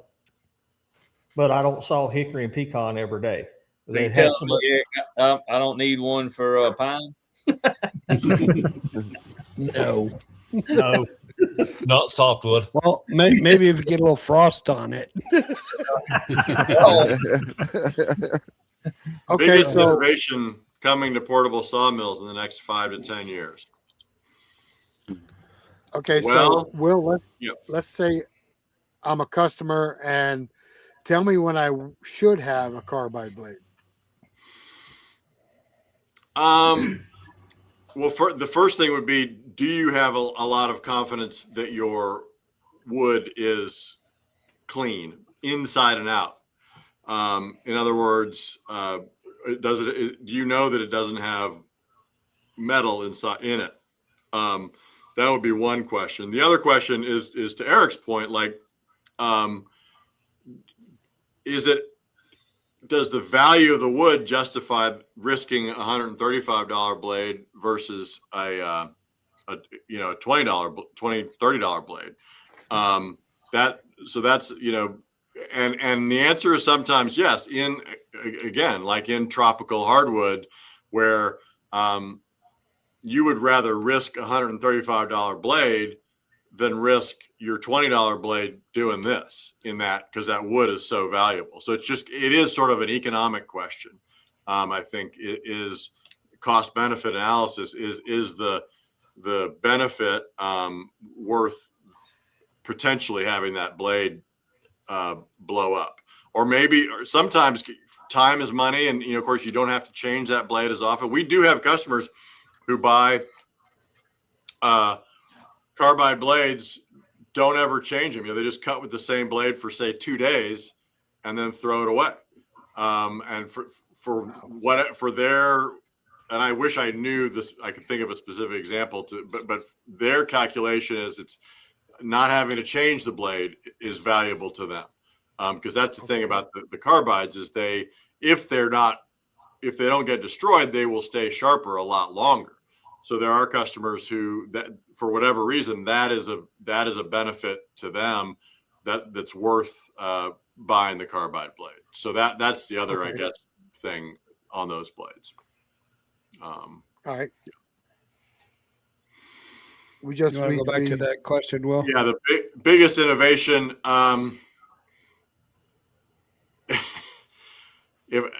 If I knew, I wouldn't tell you. I hate to say that. That's a loaded question. Yeah, I mean,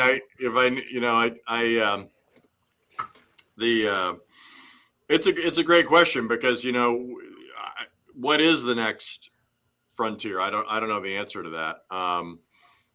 As far as mills. I've got a question for you on that same topic. Yeah. Do you ever see TimberKing maybe making a true professional mill non-portable? You mean like where you have a little booth and? Well, maybe not even a booth, but a non-portable, the next step up above your biggest mill currently. I mean, keep in mind our biggest mill currently is quite a bit bigger than our competitor's biggest mill, our main competitor's biggest mill. So our main competitor's biggest mill really competes with our 2220 mill. That's the, not in price. Our 2220 is less expensive. But that's so, do I see us, potentially we could make a bigger mill in the 2520, I guess. We do have our 6,000 mill, which is it's a very wide, it's a 60-inch width of cut machine. So maybe, and if we were to make a big hydraulic machine with a 60-inch width of cut, it couldn't be portable because it'd be too wide to go on the road. So, well, is it possible? Yeah, it's possible that we would go in that direction. I will say though that we have occasionally tried to sort of go. We've had products we've tried in the more sort of industrial realm. We've tried to dip our toe in there, like sort of with Baker, some of those people, and it's not what we're good at. And just like no disrespect to Baker, because I have a huge amount of respect for that company. Baker is amazing at doing industrial equipment. That is what they're great at. They make portable sawmills, and their mills are pretty good. But that's not what they're really good at. And because being really good, actually, to my mind, and this gets back to what we were talking about moulders, being really good. Making a good piece of equipment is only part of that equation. Making a good piece of equipment is only part of being really good. The other part of being really good is having institutional knowledge, knowing how to take care of your customers after the sale. And we're really good at that in the type of mills we make now. We're really good at that in the type of molding equipment we make now. The industrial area, that's not, we don't have that.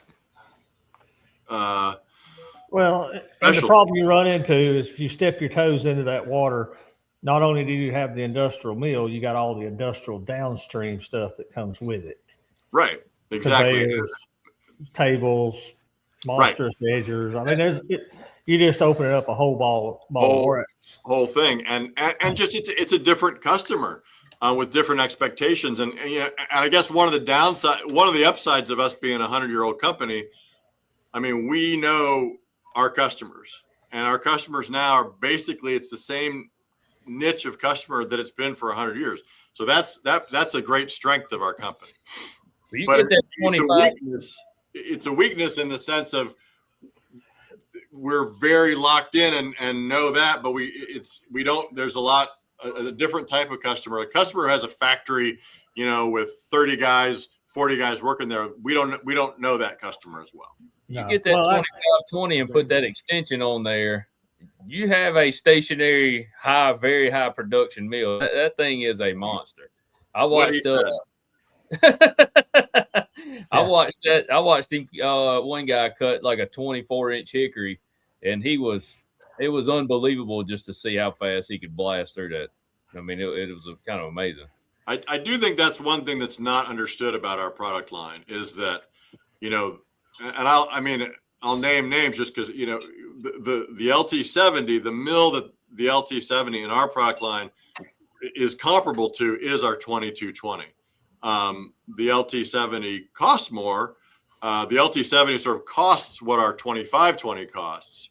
But Woodmaster really doesn't have a mill that's comparable to the 2520. And that's not like me being a jerk. Like that's an empirical fact. Like the 2520 has 2 log turners. Woodmaster doesn't have a mill with 2 log. So I'm not being Oh, you're telling me everything I know. I own one. They have them. You run a They have them. 17. They're not mobile. Yeah. Well, that's what I'm saying. I mean, They have them. Right. They're not mobile. Right. But I'm saying in terms of what we do, which is a mobile mill, and I'm not trying to make anybody mad. I'm truly not. I'm not here to do that. I'm just saying that. The reason I asked the question is because when you reach the top of the market, LT70, 25, 20, the next step is $150,000 step up. Right. There's a little room there for somebody to fill a niche. Right. No, that's helpful. For just a little more production than what your 2520 will do or the LT70. Because I've looked, and the next step up is a big leap. Yeah. Mm-hmm. Yeah. You got 10 years to work on it. 5 to 10. 5 to 10, yeah. 5 to 10, yeah. But it's Now, mainly Will, for everybody to stay in, for you to stay in the portable sawmill niche, and that's pretty much what you're saying is that's what the company is there and going to perfect that. It's hard, it's like any business. You want to grow, but you also see these businesses, that make bad decisions to go into, go full hog into new markets or whatever, and don't appreciate what they've got, right? Or like Right. you'll see there'll be a restaurant and they're like, we're so successful here, we're doing so well, but man, if we had twice as many seats, we'd do so much better. So they move across town to a bigger location, but they've abandoned their core. And that's all comes down to kind of that meeting when I come up there and we talked and we went through the whole history of it, which I will have a video coming out on it soon on the history of TimberKing, but how Bellsaw sold to Foley and then they went all directions and ran down products and then you ended up with it. Right. Yeah. you can lose focus on the core of what you know how to do well. Well, You're spending so much energy trying. I mean, it's good to learn. It's good to explore new things. But if you spend so much energy on that and neglect your core, then that can be a problem. Yeah, every business does the same thing. We do the same thing in our sawmill business. We don't sell lumber that we can't buy locally. If I can't buy the tree locally, I don't market it to be available.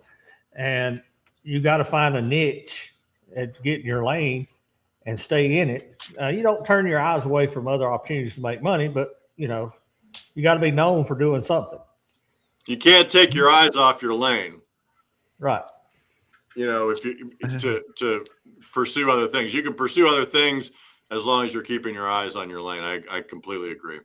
Yeah, that's why we're doing a building edition this year. We're going to add a bed extension to our mill. We'll be able to do 30-foot stuff. It's the same thing we're doing. It just expands the option. And I bought a 37-inch belt sander. We'll be able to belt sand wider slabs, and it's still within the lane that we're in. I'm not out here putting in septic tanks or digging wells or. How do you those 37-inch slabs? How do you plane those? I'm gonna run them through the belt sander. Oh, because I know a company that makes a 37-inch planer that's a Oh, hung. yeah. I like it. Tell us, Will, who is it? Who could that be? I'm Just I putting it don't out. want to do a lot of putting that out there. just One add for Bill. value to Ding, what we ding. already do. Ay, Oh man. I got a question So- for you, Will. Yeah. Is there anything that our buddy in North Carolina that's done to his mill that you guys are maybe thinking about or implementing an improvement on existing? I mean, there are things we have done. The specific one I can think of, it's embarrassing that we hadn't done this. Like, this is one where, he would say we're idiots, and it's like, yeah, kind of. I mean, the one we've done is he lengthened the dog clamp. Yeah, It's clamped. which it's like, I mean, that's one where you're like, you just feel like an idiot. I mean, I was about to say it's so obvious, but it's obviously not obvious because we didn't do it. But it's like, in retrospect, you're like, how do we not do that? It definitely helps you flip your cants a whole lot faster. Even Oh, though No, absolutely. So that's a specific one we have adopted. I'm trying to think. Well, that was with you saying that, you hit the nail right on the head, because that was exactly what I was wanting to hear you say. I had known what he has done to his mill, and in my opinion, that would be the most important one. Yeah. No, that I can see. Yeah. No, it's For a sure. he is a constant innovator. He wants, he loves the machine, but he's always trying to make it better. And I mean, some of the stuff is, not well, anybody who makes stuff for sale, it's like, it's a balance between, making a good product that you can be proud of, but you also obviously have to make a profit. And so you can't, ideally our machines would be machined from a solid block of stainless steel, right? Like that would be ideal. But then you can't, and then that's an exaggeration, but it's, you have to sort of pick and choose things that are, because that idea, the dog thing, that's the other thing about the dog thing. I mean, our additional net cost on that is probably like $3. It's literally, once we tool up to do it, it's a little more steel. That's it. We don't have any more. So, that's just one. That's one that's like so easy to implement, such a no-brainer. I'm trying to think of. Well, that too. Some features on your mill are going to be super important to one guy, but maybe not so much to the other guy. Right. And it's putting your money in the places that are going to be the most Beneficial, broadly appealing. Right. Exactly. Right. I will say that, and I don't know that this, specific things that we've improved over the, relatively recently would be the toe boards on all of our fully hydraulic machines have been significantly beefed up in the last 2 to 3 years. Actually, the toe board that we were using, and they can be retrofit, by the way. We always do try to make stuff able, if possible, to make stuff able to be retrofitted. So those can be retrofitted, but that was actually the last. This old mill we made up until 2008 called the B20. There's still a lot of B20s out there. We had one in for service just a couple weeks ago. There's very few common parts between that machine and our current machines, and the toe board was the last common part from that. The B20, is that your edger? No, the B20 was our portable mill. Okay. Until our hydraulic mill until 2008, when it was replaced by 2008-09, it was replaced by what is now called it was called the 2000. Now it's called the 2020. The edger's called the 900. Okay. So is that what Chilcoots down in Peoria has? Are you familiar with your buddy down in Glendale, Peoria, Chilcoot's Mill? I'm not. He's got an older. He's actually got a 2520, and he's got your older resaw. I am. I should know all of my 2520 owners by heart. So I'm definitely. He's down in Peoria, Glendale. Chilcoot's. His card's out in my garage. Gary, I think his name might be Gary. Gary Chilcoot's. I'll have to look him up. But yeah, when you guys were talking blades, he actually he had a deal with Mercedes where he was cutting all their inlays, and I asked him how many times do you make? He's like, I make one cut with each blade. So some of that higher end stuff that he was actually milling, he was making one cut. And wow, that's crazy. Well, that would be there's an example of a carbide application, right? If you're making super high dollar stuff for Mercedes Benz, and he was actually using it on a 1200 mill with his little stationary mill that he had. He's got two TimberKings and he's got the Edger. Gary. And that's the other thing. I think that would be again a super high dollar thing. That's another, in some ways, another great use of a manual mill, right? Like, because again, you're right there, man. You're right there with it. You're listening to it. So weirdly, like that's so interesting, but it makes so much sense that for a very high dollar thing, you want to be right there with the wood, So that's cool. Oh yeah, some of the stuff that he had down there, I go down there and make a habit of stopping in and seeing him every time I go down there, just to say hi. But a lot of that stuff and a lot of that wood down there that they have in Arizona is super hard, dense material. Right. So, right. But he's kind of cornered the market on some of the stuff that he does, and he was cutting for Mercedes. Wow. There used to be a company, I don't know if they're still around. There was a company south of Kansas City that did a lot of veneers for like Bentley and Rolls-Royce, and again for those high-end European car makers. But that was a huge. I mean, they did the peeling. They had knives to peel the veneer logs into giant sheets. Well, Gary's a pretty loyal TimberKing Sawyer.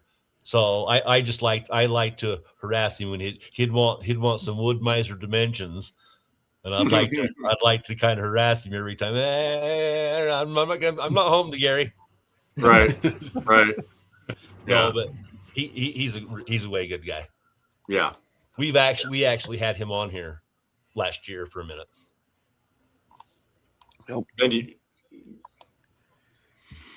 No, it's nice. I mean, and that's the thing about. I mean, look, that's the thing about rivalries of any kind, right? Usually, the rivals have more in common with each other than anybody else, right? I mean, whoever runs Woodmaster, I don't even know who it is, but I got more in common with that guy than anybody else on earth, and yet we're opponents. But I went to my first Bunyan this last year and shared a booth with Woodland Mills out of Canada. Talk about solid leader people. Those are nice guys. Yeah, Jay was there, and after Jay seen the customer base after that Friday, those guys were on cloud 9 all weekend. They passed out 3,000 hats. The customer base was just, everyone didn't have the exact same goal, but they were all like-minded individuals. Right. Hopefully I can see you this year, Craig. What's that? I said, hopefully I can see you there this year. We'll get you there. Well, now the Woodland guys are super nice guys. I met them at a show in Canada years ago, right when they were starting out. Very nice guys, very smart guys. They actually, this is a crazy story.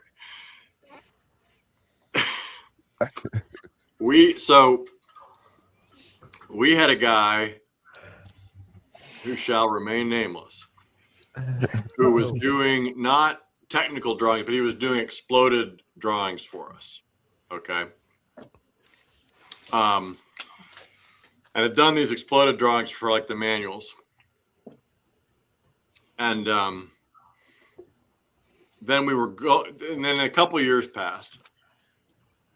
And we'd paid him, mind you, this is important to the story, but we'd paid him to do the drawings. A couple of years passed, and we got a new purchasing guy, and he was involved in some other stuff, and he wanted to redo the manuals, which was great. I was like, great, yes, take some initiative. I mean, and reprint them or whatever, or redesign. I can't remember what he was doing. But we didn't have the electronic copies of these drawings. So we called the guy and we're like, hey man, you know, do you have these on file? Because we can't find our electronic copies of the drawings you did for us. And he's like, I absolutely have them. We're like, great, okay, great. And he's like, $50,000. We're like, what? I mean, we would just think it was a courtesy. Like, you've done the drawings, we've paid you for the drawings, we can't find the files, so you would give us those files. And he's like, $50,000. So went back and forth with the guy. He wasn't going to give us the drawings, and we weren't going to give him $50,000. And, you know, and for $50,000, I mean, they were kind of out of date anyway, and whatever. So we just parted ways with this guy. A few months later, the Woodland guys who I had met and was kind of friendly with called me up, and he said, there's some guy trying to sell us your drawings. So this guy was getting on the phone to these sawmill companies trying to sell the drawings. It was just unbelievable. It was just like the most, and this is a big statement, but I have to say that in 30 years of doing this, that may be the most unethical thing I've ever come across. And because the other thing is they weren't shop drawings. Like, you couldn't build a sawmill from these drawings, but he was trying to sell them to the Woodland guy. Anyway, that's, sorry, long story, but you know, just a day in the life, I guess. So needless to say, that guy doesn't do, but actually that guy, he called like 2 or 3 years ago, he called us up and was like, hey, you know, let's let bygones be bygones. And we're like, what? You know, you were trying to sell our drawings to another company that we paid you to do, and you want to let bygones be bygones. I don't think so. Ay, ay, ay. Yeah. Wow. That's the kind of thing you just can't, you know, you can't foresee that. You can't get ahead of that because you just can't imagine anybody would do that. So anyway. Live and learn. So, as an American sawmill company, do you have a relationship with any other American sawmill companies? We found that a lot of these companies do have relationships with each other. I really don't. Now, interestingly,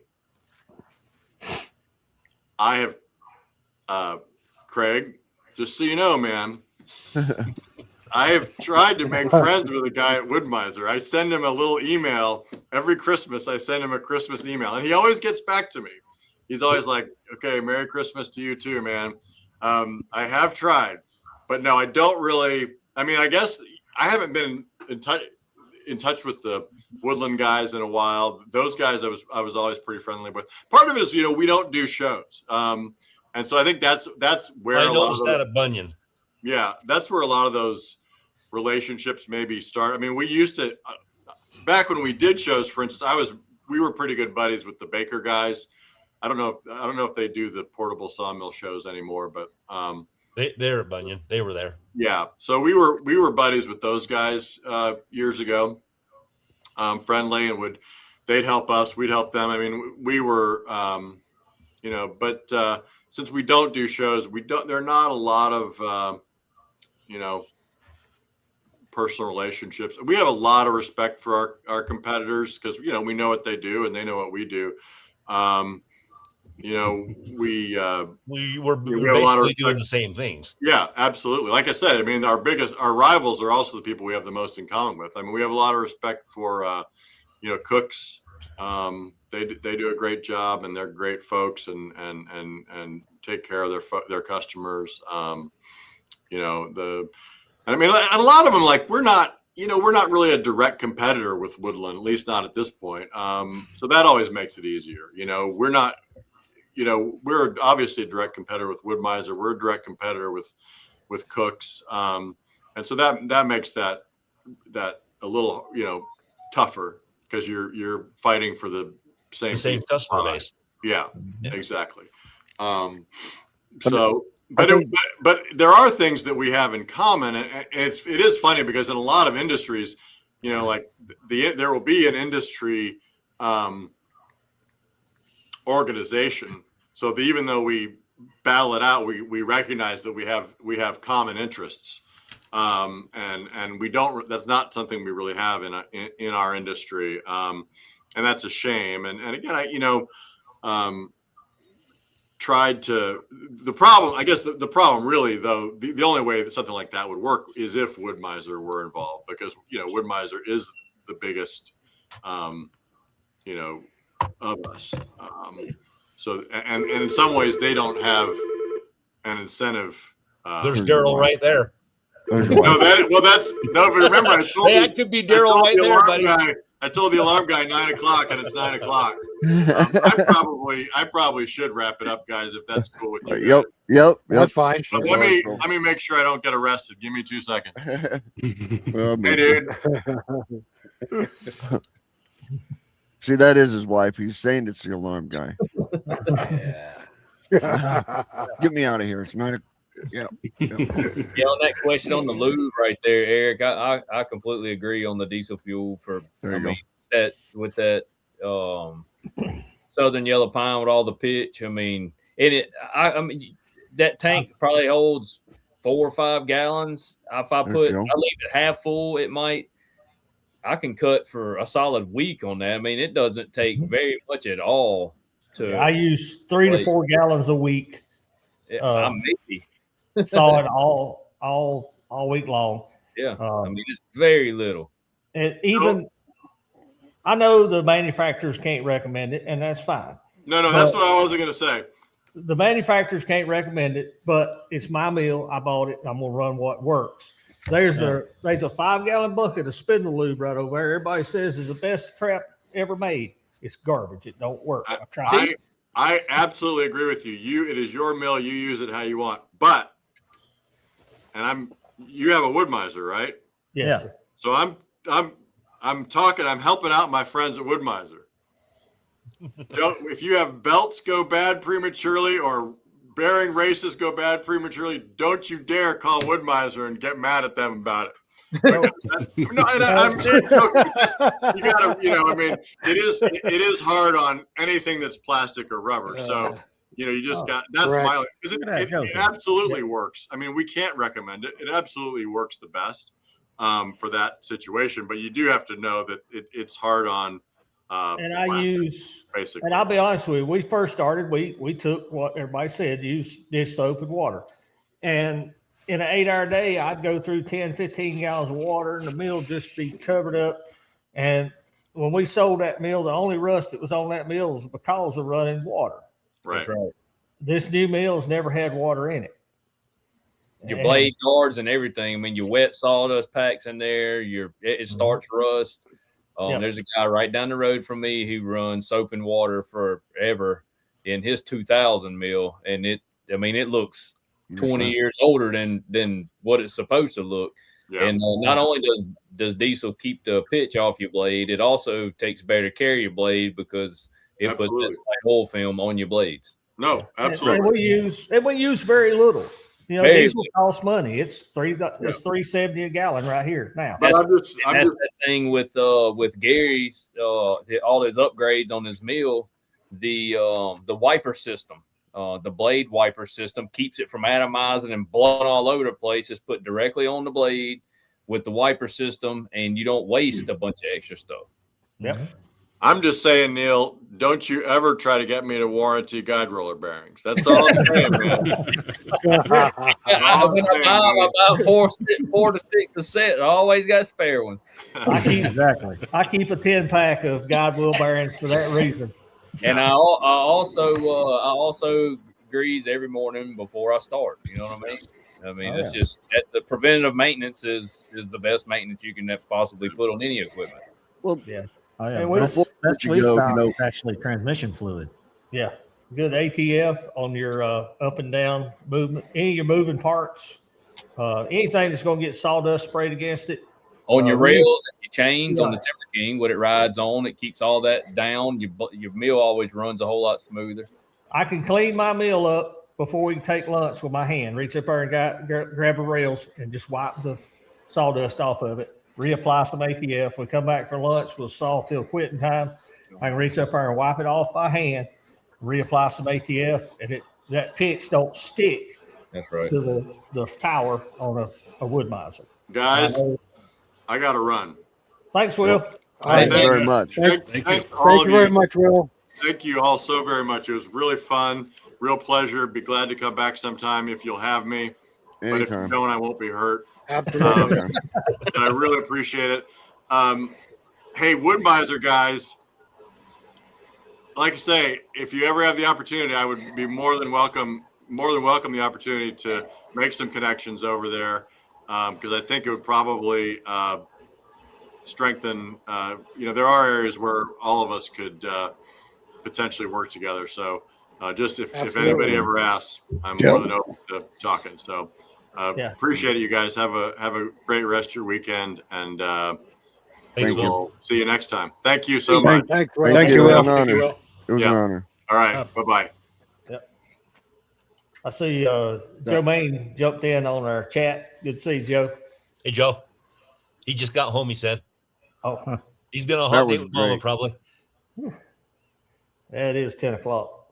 So Well. yeah, no sawmill manufacturer can recommend diesel. That's No, right. None. They No, just yeah, they cannot can't. do it. They cannot Man, do your that. sawmill catches on fire and your sawmill shed catches on fire, and they recommend you put diesel on there and you're done. You know what I mean? They're done. They get sued and they're done. Now diesel's not going to catch on fire, but I'm just saying, sawmill sheds catch on fire. Not because of diesel, but they do. Yeah, well, Yeah, it does wear out parts. Don't get me wrong. Let's see. So you guys remember when I was the only one in this chat promoting diesel? And we heard it Absolutely again not. Yes. and again. Yes. Yep. Over and over. And over Yes. and over. And now I'm just Several being videos quiet. later. I'm Yes. just being See? quiet. All right. You're gonna go through bearings. You got to have extra bearings laying around. They're not overly expensive. Are those The China Chinese? bearings. Are those Chinese? Unfortunately, they are yeah. on their on the LT70 with the drip system. You got this little quick disconnect, and It's also a one-way valve. it's a one-way valve. And I've tried to replace it with something else, and it's so proprietary, nothing will work. And they're about $18 a piece. Every time What is it? I'll order a couple of them. What is it? It's just a Woodmiser. little the- one-way valve. For what? It's the Lubrication system. When the pump Oh, says run putting fluid, it'll go past it, and then the check valve will stop it so it don't all leak out. and you're putting it through the Lubrication. Yeah. That is part of the lube miser. Yeah, it's part of the Lubrication. It Right. does You're- wear on I just part. didn't realize you were still putting it through the Lubrication, the diesel. Oh yeah. Okay. What I have on mine, of course, is I put a solenoid from the lube tank down there. So when I turn my blade on, the solenoid opens and then I get the drip. And You then- did what Gary did. That's right. And it's fabulous. When I was cutting on the road and especially using soap and water, you have to use so much of it that anytime you want to like stop the mill or something, you're running up there, shutting the valve, you're wasting so much. And that right there was night and day difference. And then when I use diesel, like I say, I can cut a future. On our 35, you're standing right here at the operator station, and the tank was right here within reach. Right. And what I had done is I put a quarter turn ball valve, and underneath it, I put a small one for a metered valve. That's right. You just basically open the valve, and then you set your meter. And at the end of the cut, you can just reach up there and turn it off, and you didn't waste nothing. We didn't use much more oil than we do now, but it's more convenient with the Lubrication because it only runs when the blade's running. It actually only runs when the mill moves forward. Right. So to each his own, but we're not going back. No. No, I'll never go back. There's no way. Yeah. I'm glad I don't have to One go thing we've that actually route. started doing recently is using off-road diesel, just because we got the big tank and started getting it. It Can't tell no difference. Can't tell any difference No, at all. I use off-road. Price tag, but that's about it. You're not driving it on the road. Why would you use on-road diesel and pay the tax? Well, we don't have a off-road dealer right in my normal area. It's about 5 minutes further, maybe 10 at the most. And now I've got a 100-gallon bulk tank, so it's worth to when I go over. If I'm going to go get 100 gallons, it's worth to go over and save 35 cents a gallon. That's about what I saved the last time I got 100 gallons. So your county in North Carolina let you bulk 100 gallons on site. Yes. Yeah, I had some excavator buddies here that were local that they'd let them store their diesel, but not that much unleaded. Their 150, 200 gallon unleaded tanks, they took them away. Yeah, I don't know about unleaded, but diesel, I think most states in America, 100 gallons is the limit per tank. If you've seen these Thunder Creek trailers, they got 800-gallon tanks on them. That's how they get by with hauling 800 gallons of fuel to the job site without having to have hazmat and endorsement and all the other rigmarole. Yeah. Hey, John, I don't think this will apply to the other guys because of the temperature, but have you ever had your diesel drip gel up? The diesel gel? No. So the guy pulls up and fills up my 250-gallon tank of diesel. I don't know where you guys are getting 100-gallon, but I get 250 gallons at a time. And the very first thing I do is dump in the AMSOIL anti-gel so it doesn't freeze up. It's good to like -40 when I dump that stuff in. Yeah, up there you have to. Yeah, the guy he'll come fill me up in like August, and I'll be up there dumping in that anti-gel, and he'll be like, you don't need to do that until December. And I'm like, I know, but if I don't do it now, I'm gonna forget, and it's gonna be January. It's just gonna be a big thing of Jello. 60 gallons at a time, and it doesn't have time to gel up around my place. But my tank, that 5-gallon tank in mine, because I don't saw near as much as you guys do. That's how much. And mine is a drip every 2 seconds, and I've had that 5-gallon tank up there for probably 9 months now. Well, my diesels, my mill's diesel, the drips diesel, the tractor's diesel, and you're running everything all the time. See, I'm only I've got a tractor that's diesel. That's it. Hi, Jen. I don't know who's messing up there? Oh, Eric. Yeah, the propane heater run out of gas. Oh, It's time to quit. The Put heater's some gone. diesel in there. Put some diesel in there. Been over. I just heard a lot of air. There may or may not be a diesel heater behind it, but you wouldn't be able to hear us if it turned on. Yeah. Well, guys, you ready to wrap this up? Yep. Enjoyed it. Oh yeah. But It was a good show. What do we got next month? He was in here, right? William Next Prophet. month is William Prophet. Profit. Pirate Solutions Forestry. Yep. Pirate He Solutions survives a big Forestry storm tomorrow.